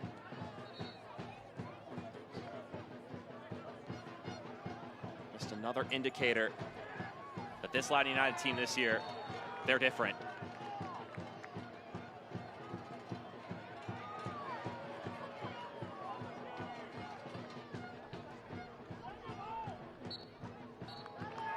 Now the final whistle sounds. Loudoun United bookend a busy week with a huge victory over the Pittsburgh Riverhounds. A 2-1 scoreline, and the game winner scored by the Magic Man himself, Abdulatif Abukora, with his 6th of the season. This is big for Ryan Martin's side. Yeah, Ryan Martin's side today were able to get it done when the game needed it most. They were able to create something out of nothing, and normally it takes something special to beat Eric Dick, who today was unable to get anything on that final effort from Abdul Okora. And it was a moment that needed moments of brilliance and match winners, and Loudoun were able to get that today through their 20-year-old star, Abdulatif Abdukora.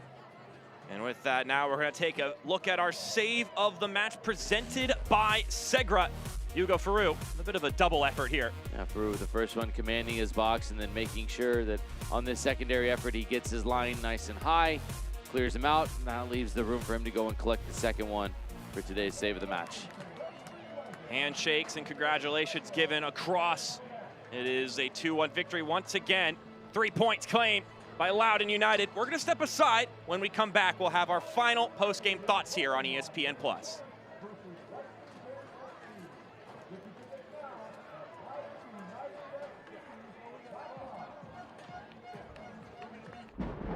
Super serving the DMV means covering the entire DMV. Weather with a regional approach, so you know what's moving in and where the action will be. And most importantly, so you know when it's getting serious. DMV First Warn Days on DC News Now means you need to be weather aware. So you can prepare, plan, and keep your family safe. DC News Now, super serving the entire DMV. Get your forecast at dcnewsnow.com.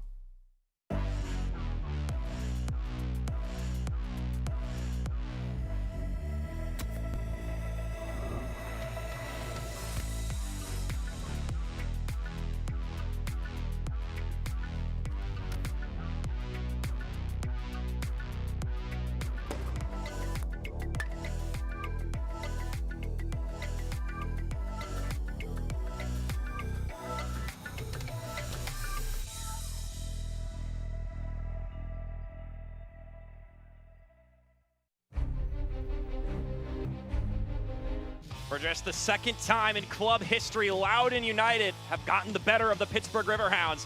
Mark Schoenster, Jamie Watson with you here. Here's a look at the full-time highlights. It was all about the timeliness of the goals, and Wesley Leggett gets on the end of this. Zach Ryan cross, good build-up, wonderful technique. The service was impeccable. The header perfectly timed. So in the 34th minute, this was really the only quality opportunity for either side. Loudoun go into the break up 1-0, and this was a goal to savor. The substitute, Jorge Garcia, off the bench into the top corner in the 71st minute, all leveled up. A 76-minute red card to Luke Biasi means Loudoun were pouring forward, and through their 20-year-old star, Abdulatif Abdukora, he scores his 6th goal of the season in the 81st minute. It is a game winner and a wonderful strike that deserves all 3 points. So with that in mind, this is where our broadcast ends. Loudoun victorious 2-1 over the Hounds of Pittsburgh. For our entire broadcasting crew, for Jamie Watson, I'm Mark Schoenster. We appreciate you tuning in. Got a lot of other great games for you to watch here.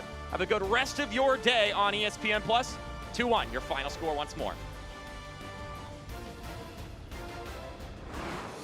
This copyrighted telecast of the United Soccer League cannot be retransmitted, rebroadcast, or reproduced without the express written consent of the United Soccer League.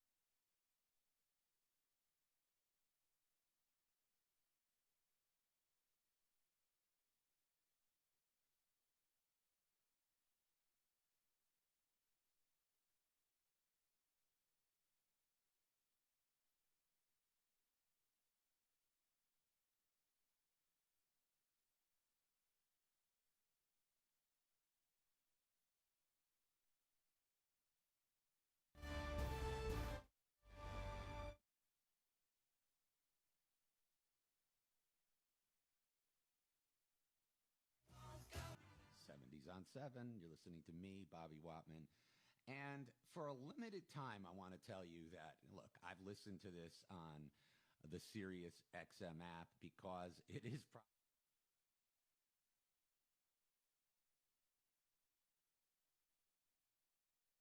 it's mom jeans. I just love that.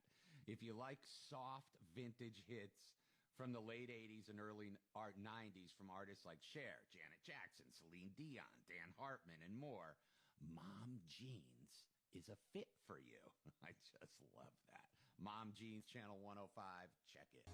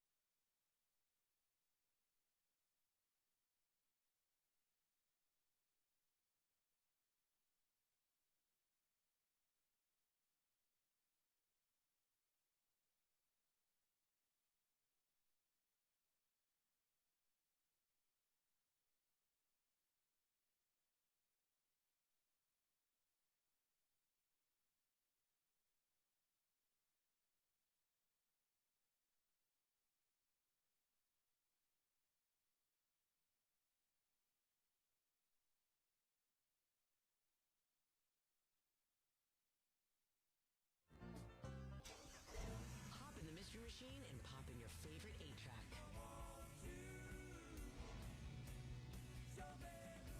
Road Trip Radio's 70s mixtape is a shagadelic soundtrack of groovy driving jams and soulful sing-alongs. Premieres Monday at 6 p.m. Eastern, 3 p.m. Pacific on Road Trip Radio Channel 301 or anytime on your phone in the SiriusXM app and at home on your computer, TV, or other internet-connected devices.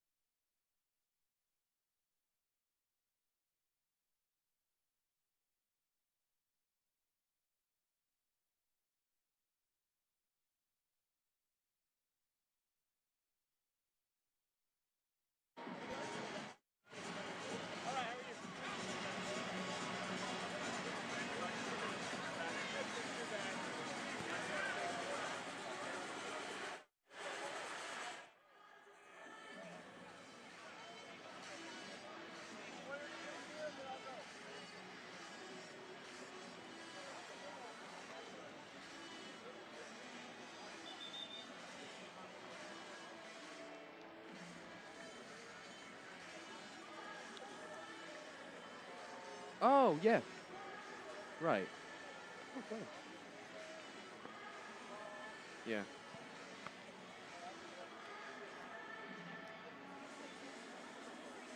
Yeah.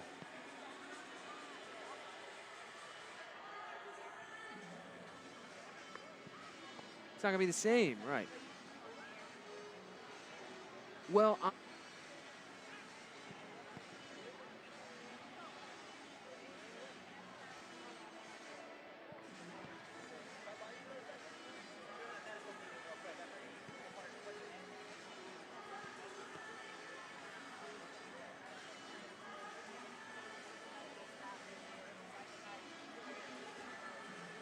yeah.